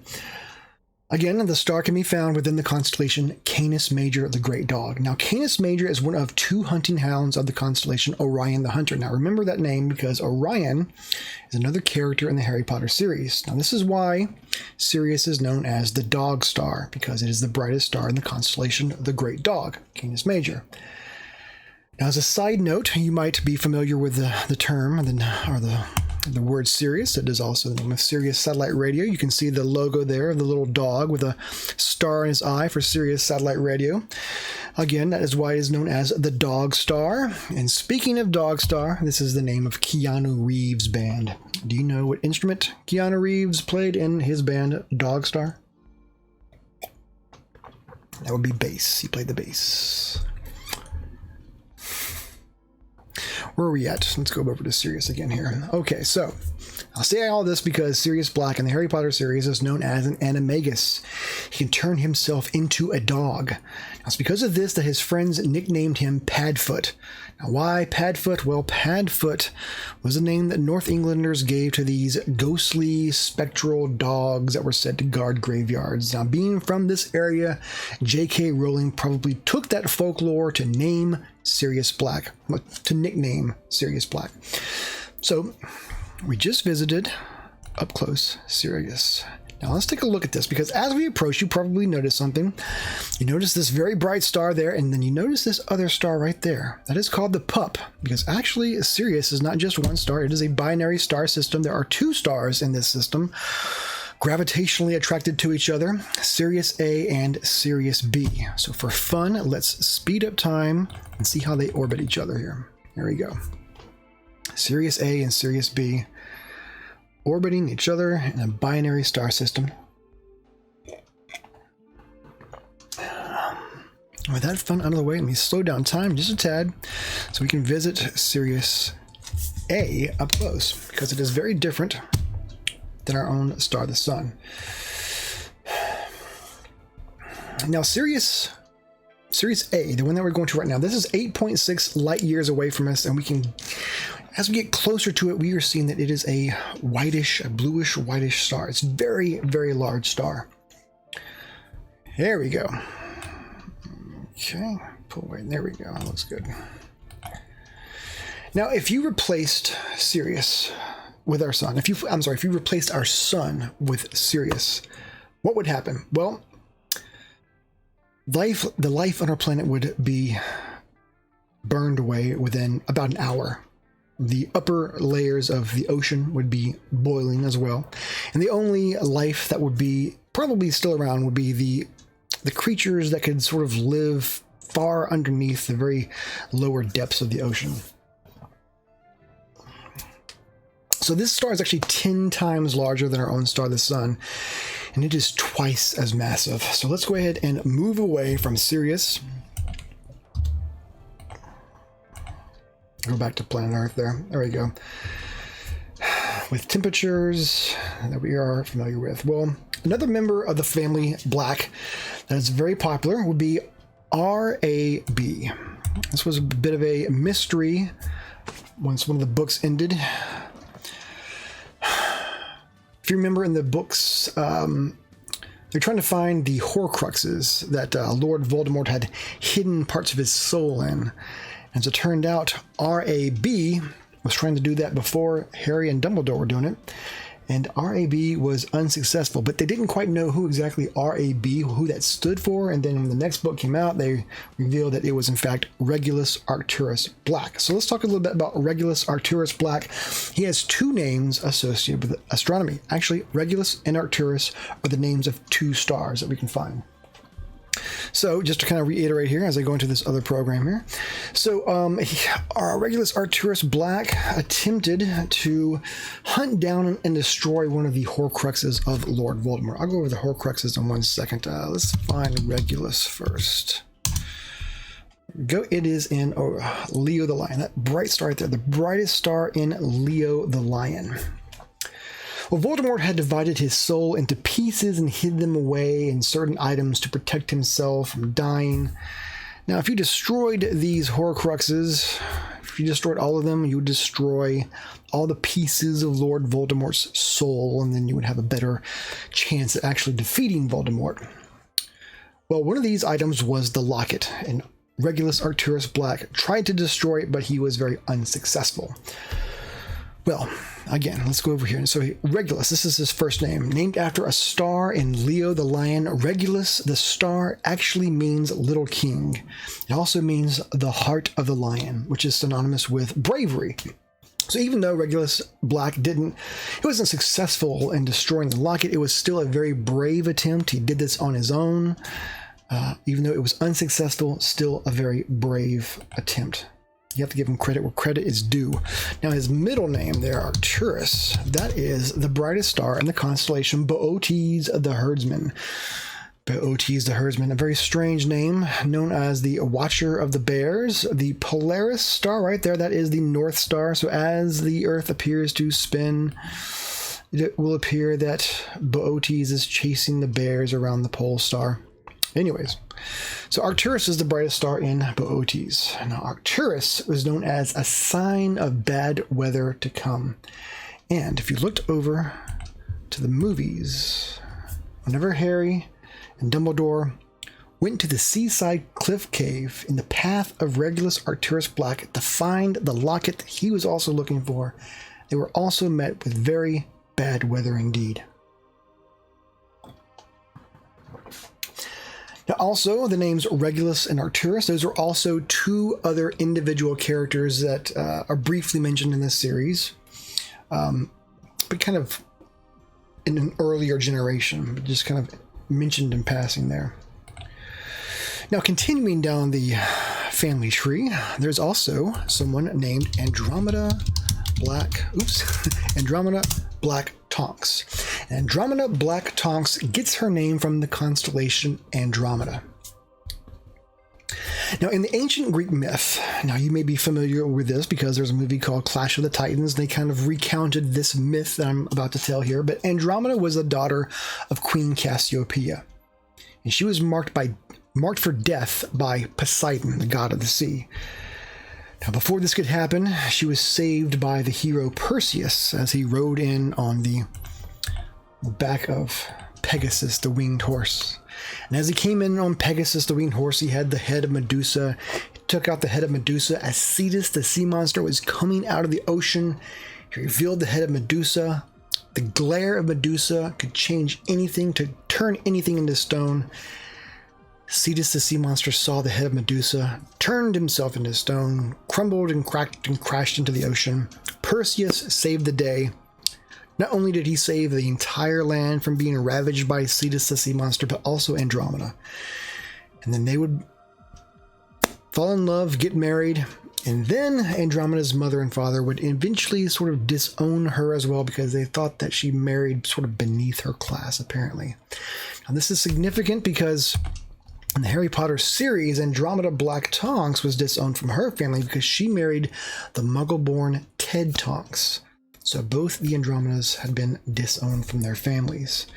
Now, not only is Andromeda a constellation, it is also the name of the closest major galaxy to us, the Andromeda Galaxy.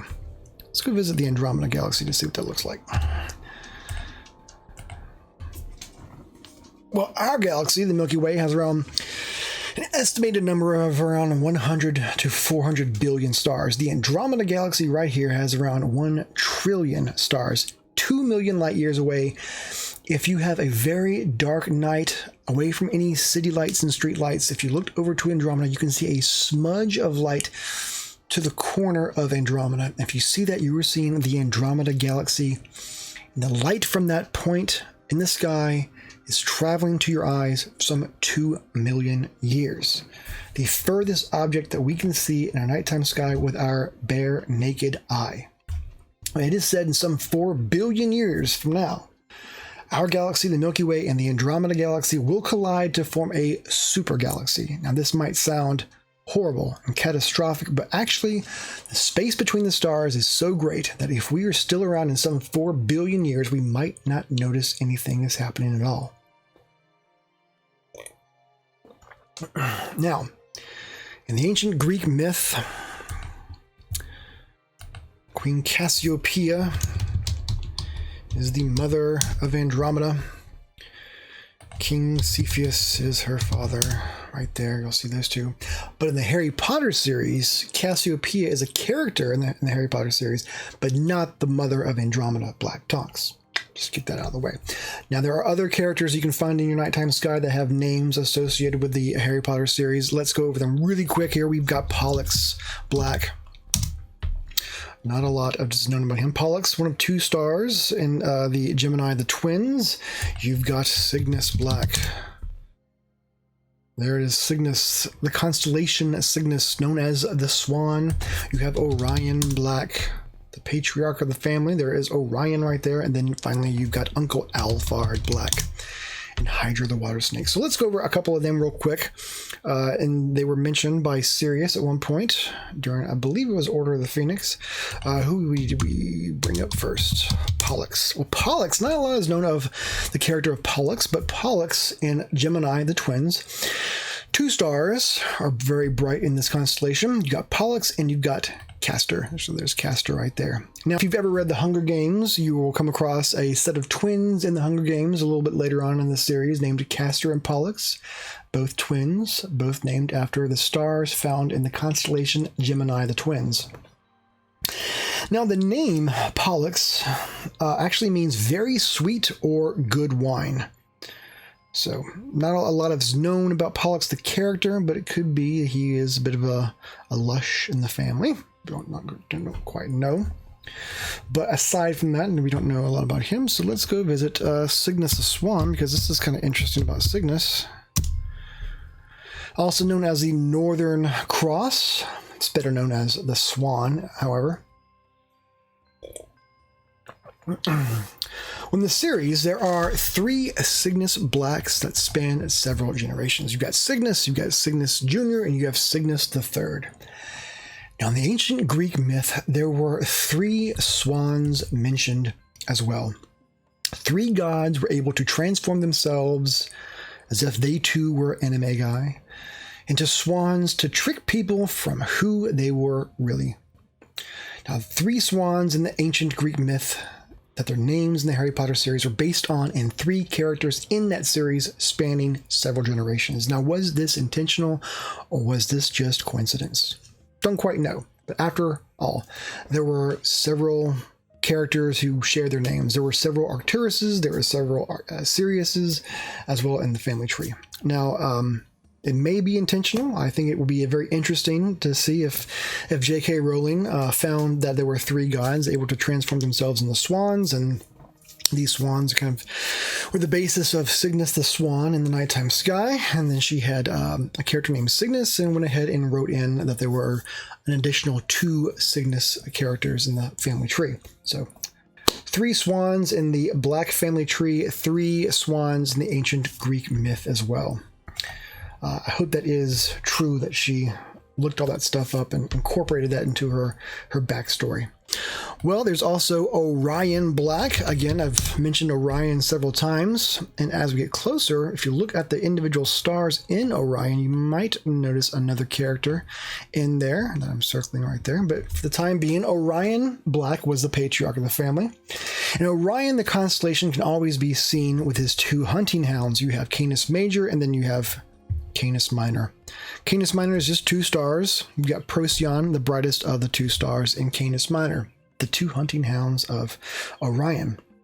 Now, remember, you can find Sirius as the brightest star, not only in our nighttime sky, but it's also the brightest star in Canis Major. Canis Major is the greatest of the Orion's hunting hounds. Also, in the Harry Potter series, Sirius was the eldest son of Orion. Now we'll come back to Orion in just a second because I just circled one of those stars there that has a very familiar name. So we'll come back to that in just one moment. But for the time being, let's look at Uncle Alphard over here. Uncle Alphard, which we can see in Hydra the water snake. Well, Alphard is the brightest star in Hydra, the longest constellation that you can find along the southern horizon of the nighttime sky. Well, you'll notice that snakes, basilisks, serpents, they all play a very vital role, not only in the Harry Potter series, but particularly in the Black family tree, since so many of them belong to House Slytherin at Hogwarts. You've got Ravenclaw, Gryffindor, you've got Hufflepuff, and you have Slytherin. They all had their own mascots, and House Slytherin had the snake as a mascot. Well, Uncle Alphard takes his name from the star Alphard, the brightest star in Hydra, the water snake. Now, the name Alphard is Arabic, and it means the solitary one. Most of these constellations derive their names from the ancient Greek myths, but most stars get their names from an Arabic origin. In this case, Alphard is solitary, and the character in the Harry Potter series was disowned from his family, cast out for financially supporting Sirius after he had run away from home. And finally, let's go back to Orion because we have Bellatrix right there. Bellatrix the star that you can find as one of the shoulder stars in Orion. Now, the story of Bellatrix Black Lestrange is interesting because of how it is connected to this star named Bellatrix. So Bellatrix Lestrange, her full name Bellatrix Black Lestrange, gets her name from the star Bellatrix. Actually, if you took the name Bellatrix, it actually literally translates to female warrior. Bella and Trix, female warrior. So let's go visit Bellatrix up close. Put my coffee cup down for a second. Let's go back to Earth to find it in relation to our planet. Bellatrix, the star. And do you remember the constellation it's in? Orion. And there it is. Oops. Let's kind of change our orientation here to see it a little bit. There we go. There it is. So there is Bellatrix the star. Let's go visit Bellatrix. Yes, on our way to Bellatrix right now. So this is 250 light years away from us. We are traveling faster than the speed of light to get there. It's 20 million years old and is 8.4 times the mass of our own sun. Now, astronomers have looked at this star to see if it has any neighboring companions, but as far as we can tell, they have found none.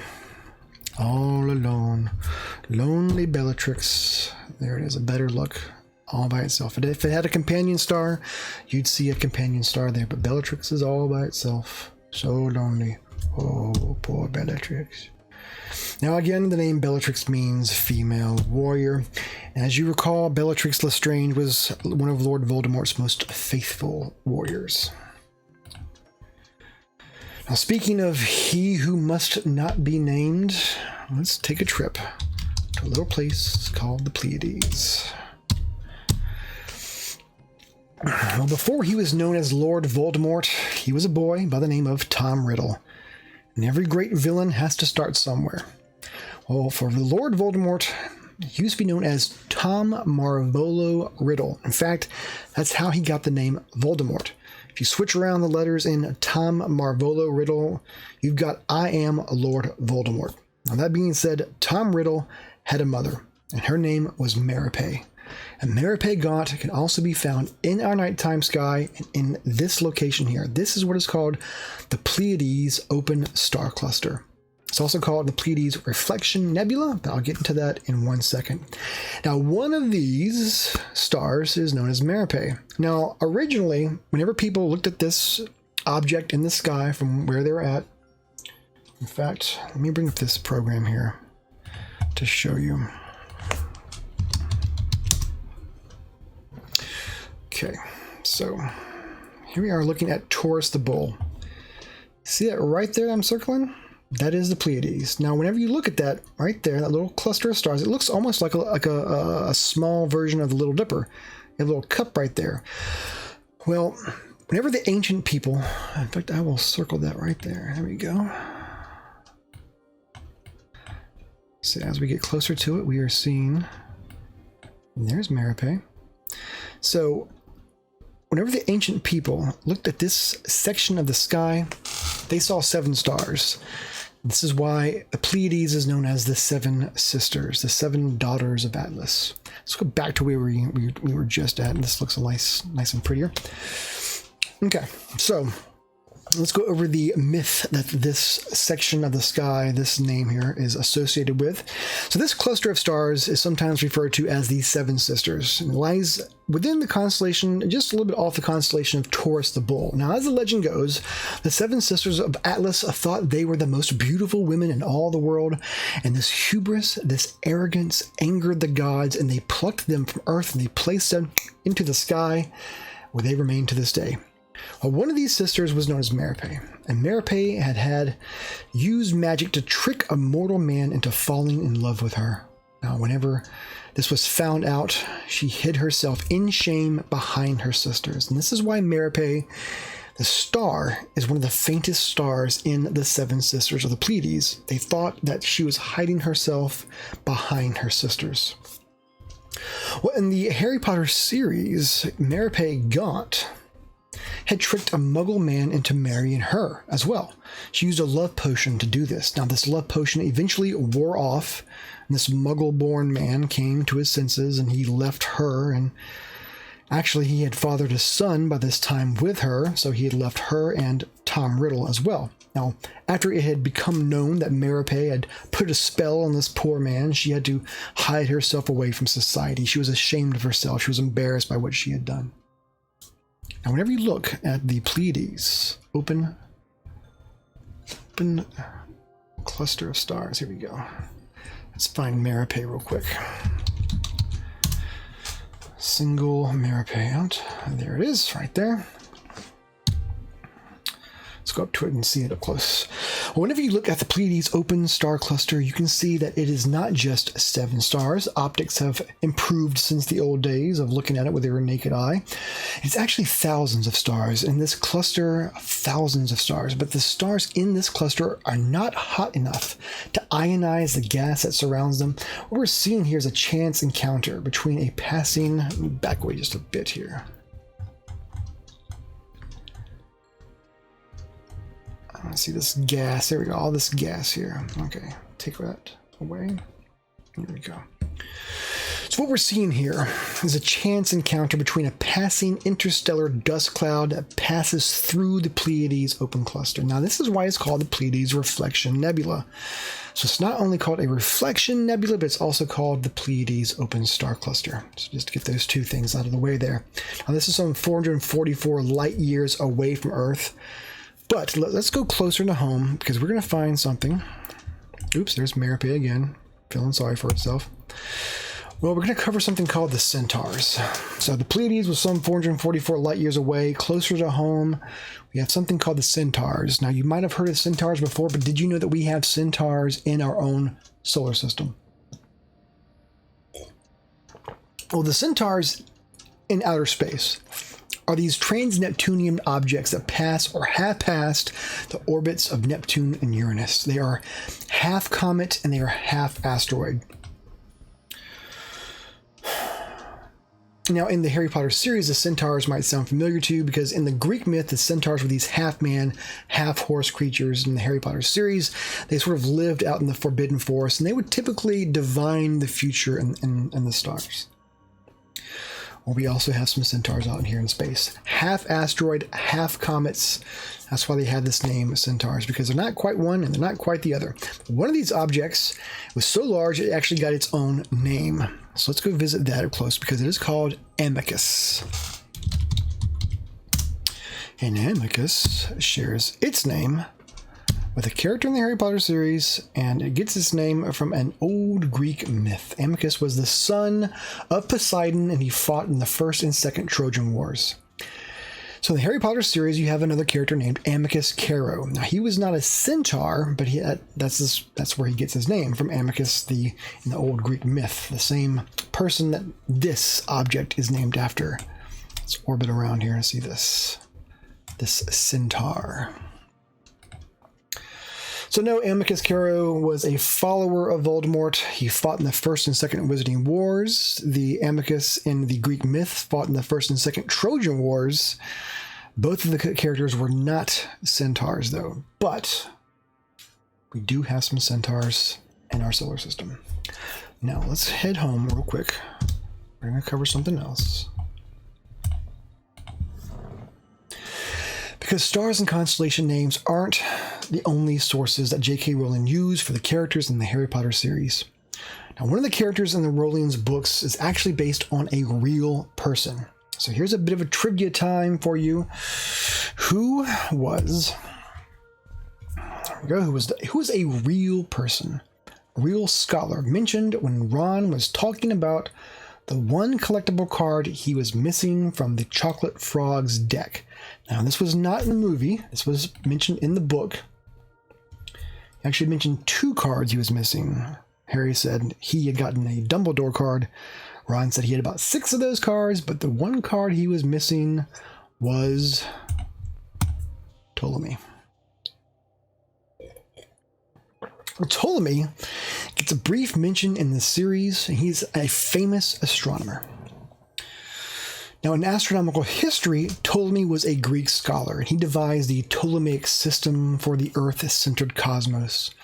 And Ptolemy believed that the Earth was one sphere inside another sphere, inside yet another sphere, and he loved spheres. Now, he was incorrect about this, but he did get the ball rolling when it came to categorizing and cataloging comets and celestial objects. Now, you may remember him being mentioned because Ptolemy was one of the cards that Ron was missing from that collectible set of chocolate card frogs. They only have one good jump in them. Again, he had about 6 of those Dumbledore cards. Was missing Ptolemy. Well, maybe he eventually found it.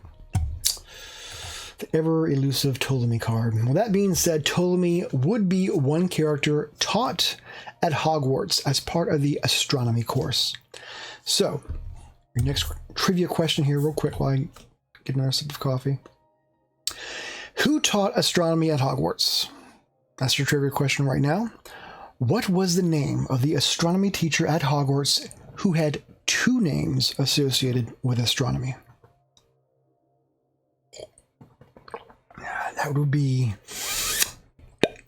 Aurora Sinistra. Yes, her first name, Aurora, is not astronomically themed, but it is an atmospheric phenomenon. It's based on the Aurora Borealis, or the Northern Lights. Let's take a look at those Northern Lights. Have you ever heard of the Northern Lights? Very beautiful display as it loads up here. Seen more towards the poles of Earth. Also around Sweden and Norway, you can see these Northern Lights, these green, pinkish, bluish lights.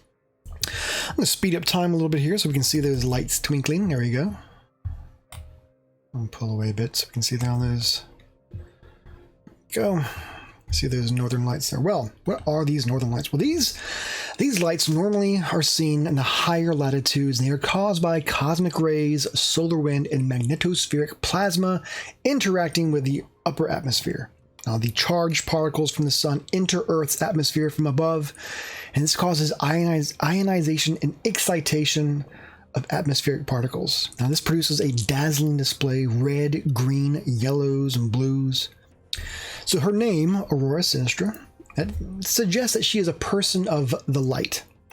Now, however, her last name, Sinistra, sounds almost sinister. Well, the name Sinistra actually comes from a star name that can be found in the hands of a constellation known as Ophiuchus. Let's go over back to here. Let's find that constellation known as Ophiuchus. There is Ophiuchus. Now you've got, it's kind of hard to see. So there is Ophiuchus, the serpent bear. Now I want to point out that Aurora Sinistra married into the Sinistra family. Her maiden name was Aurora Lowe. How do I know that? I did a lot of research. So the name Sinistra comes from a star in Ophiuchus. Let me look up this star real quick to point out where it's at. I'm going to put in its actual name. Let's see here. What is it again? Yep. Did I point out? No.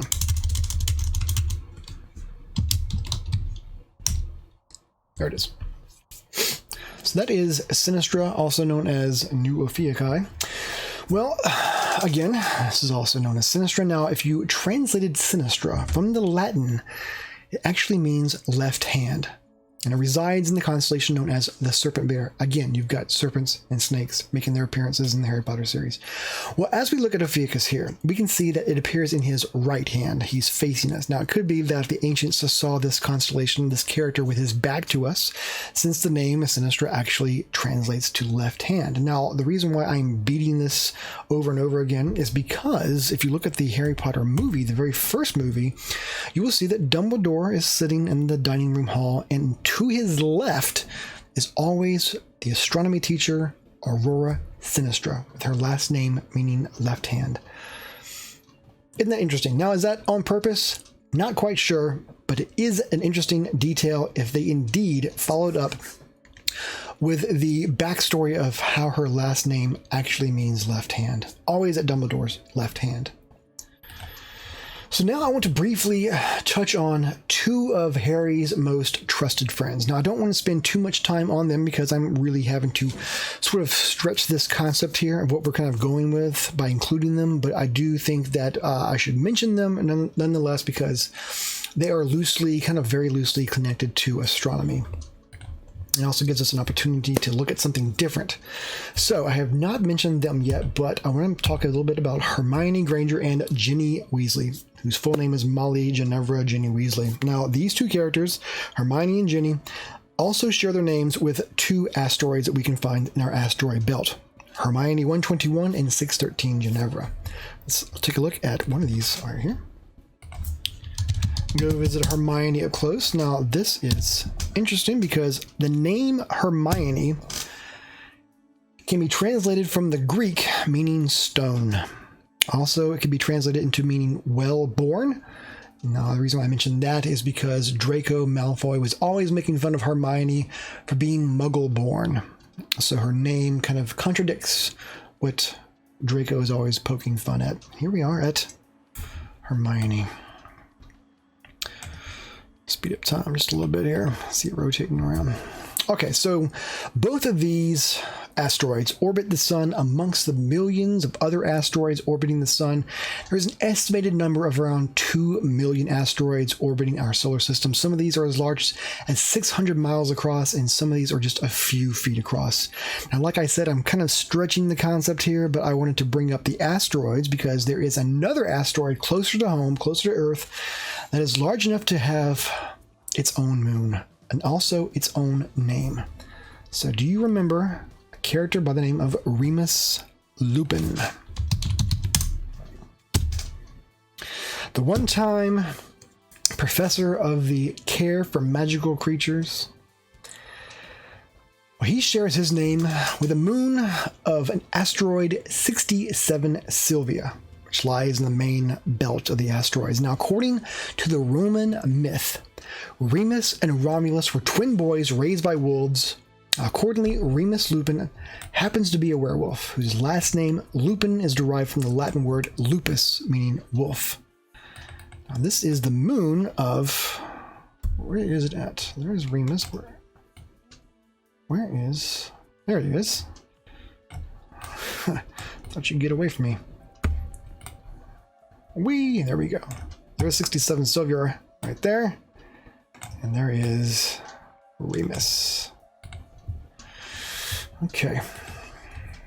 Now, as a passing note there, you might remember during Potter Watch, when they were trying to get Harry out of the house safely to the Weasleys, Remus Lupin took on the nickname or the code name Romulus.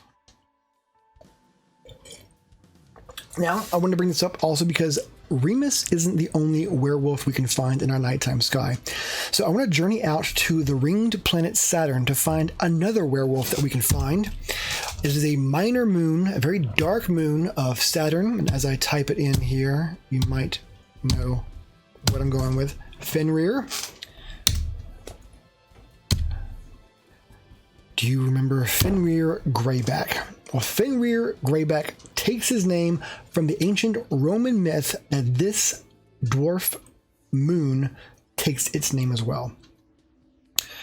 As we approach Fenrir, come on now, where you at? Whoosh. There we go. Let's back away from Fenrir. Dial down the exposure just a tad there. There we go. Not exactly moon-shaped. This is why it is known as a dwarf moon. Well, Fenrir is one of the faintest and smallest moons to orbit Saturn. Now, it's named after a giant wolf in the Norse mythology, Fenrir. Now, in the myth, Fenrir, the great wolf, had grown so large that he actually began to scare the gods. They attempted to bind him once unsuccessfully, and they tried a second time, and again they failed.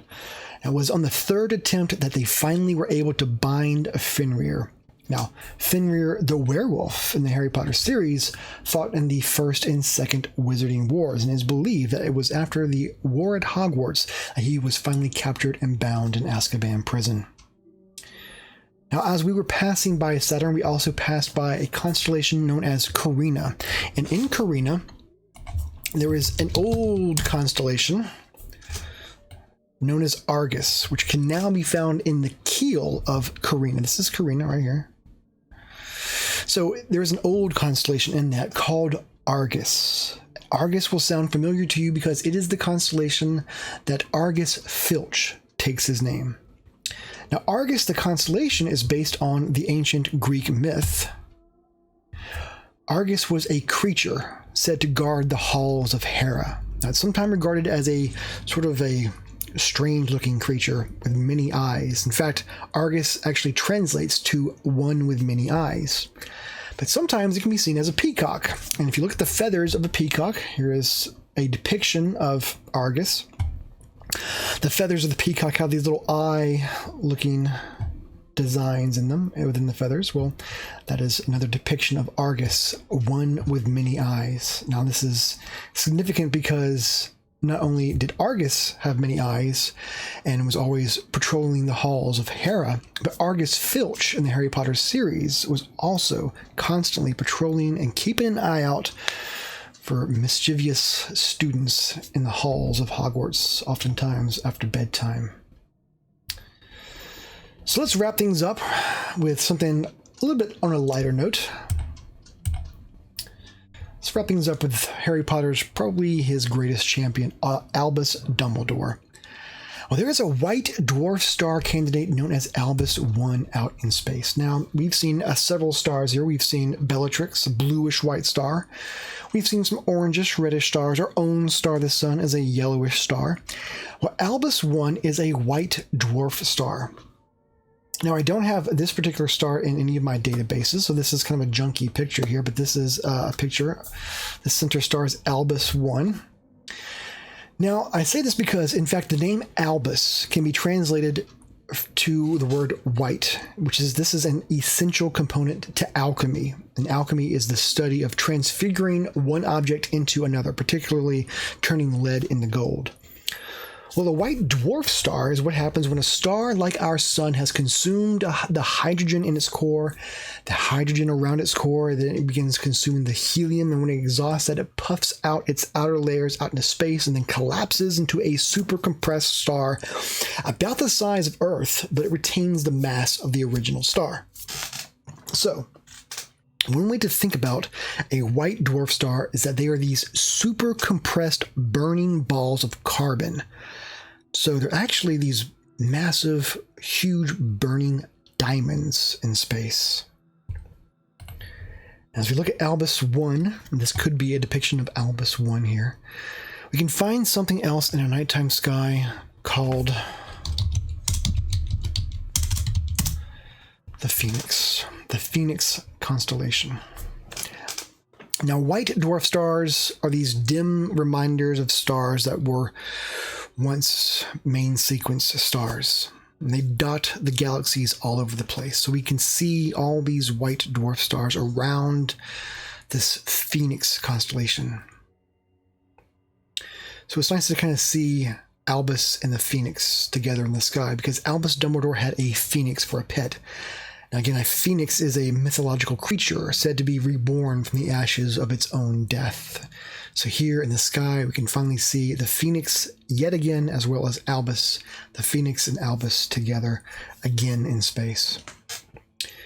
And with that, I'm going to conclude the show. We've covered quite a bit today. Go back to planet Earth here. That's where I live. So, that is the conclusion of We Need Our Space, this special, very special Harry Potter episode. We've examined some of the many characters in the Harry Potter universe and how they share their namesake, the origins with real astronomical themes and objects.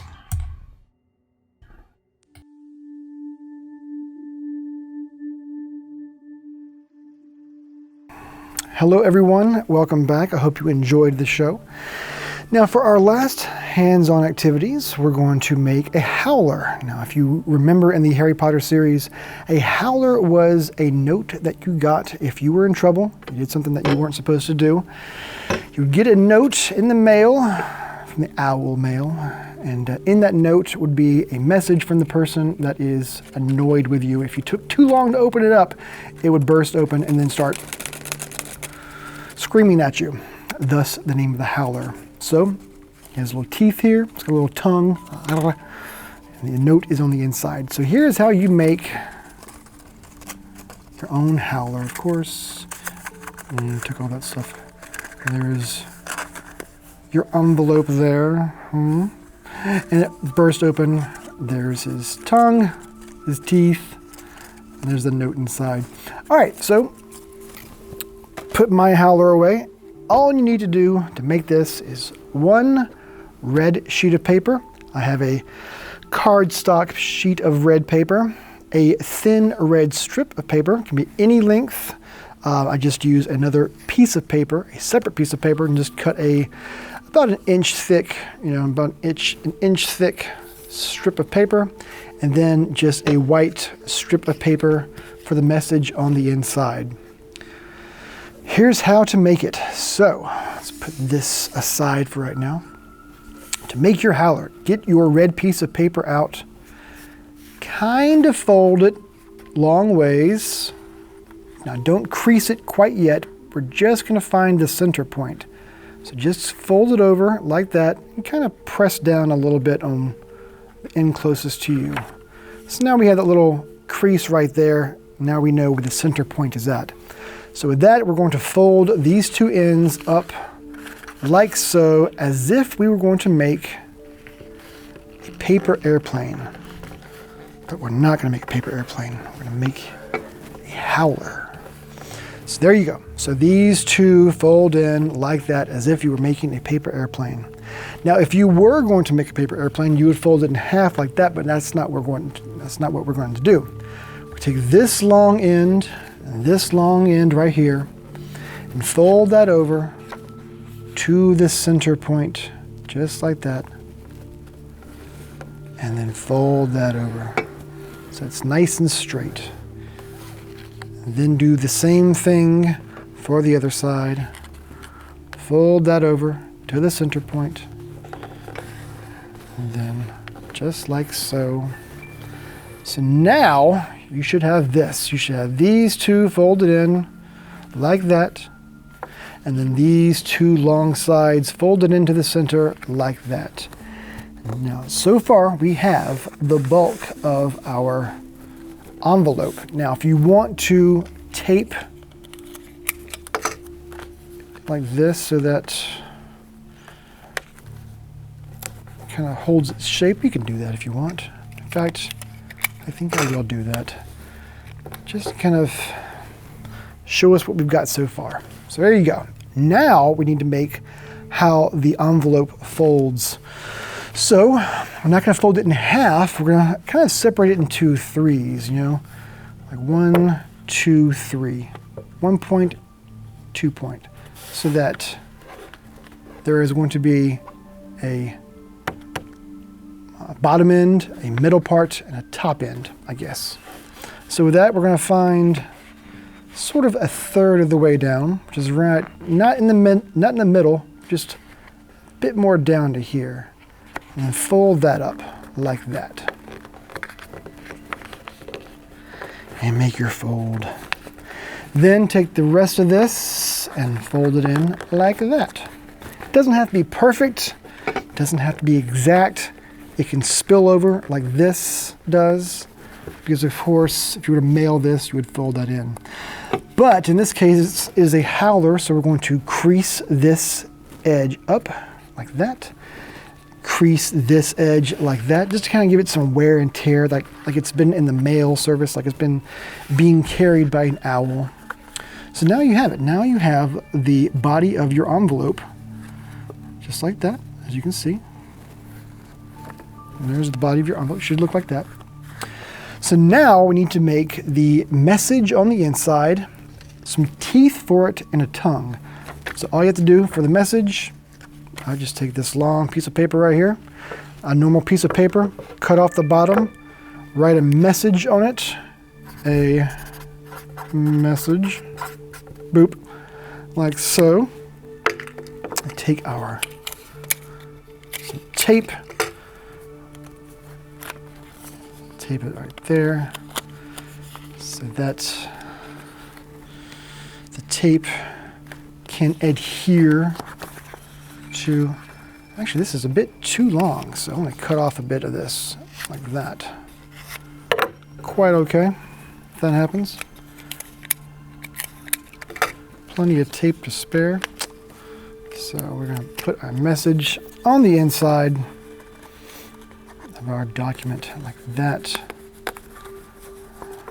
So now we have a little message on our inside. Not quite done yet, so now we need to make the teeth. So we want to make the teeth so that it is just a bit short, just a bit shorter than the width of the envelope. So right about there. Cut that off. That's the bottom teeth. And cut that off. Doesn't have to be exact. Now we are going to cut some teeth out. So you can make jagged teeth. You can make soft edged teeth, round teeth. You can make any type of teeth you want. It's your howler. You can do whatever you want to do with it. There's my top teeth.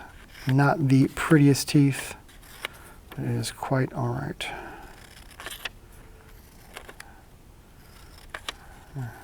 Be careful using the scissors. Don't cut your hands. You can go a little slower than me. These teeth need braces. Okay, there's that. Get that out of the way. All right, so now we have our teeth. Now we just need to fold this over like so. Almost like we're building a little tree line. But we need a base for the teeth to rest on, like that. See how we have a little crease there? Little crease there. But now we're going to take our tape. I'm going to put a little bit of tape right there. Some tape right there. Place that in just like that. See? And then same thing for this side, so that the tape has the sticky side facing down.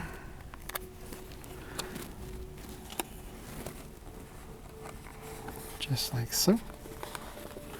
So now we have a howler with teeth. But we're not quite done yet. No, not quite yet. We need to have a tongue for it. So just a little strip of red paper. I'm going to, let's give it a fork tongue, like a serpent's tongue. Ooh. There you go. And now if you want to, you can get some scissors, kind of give it a curl to it. Just like this.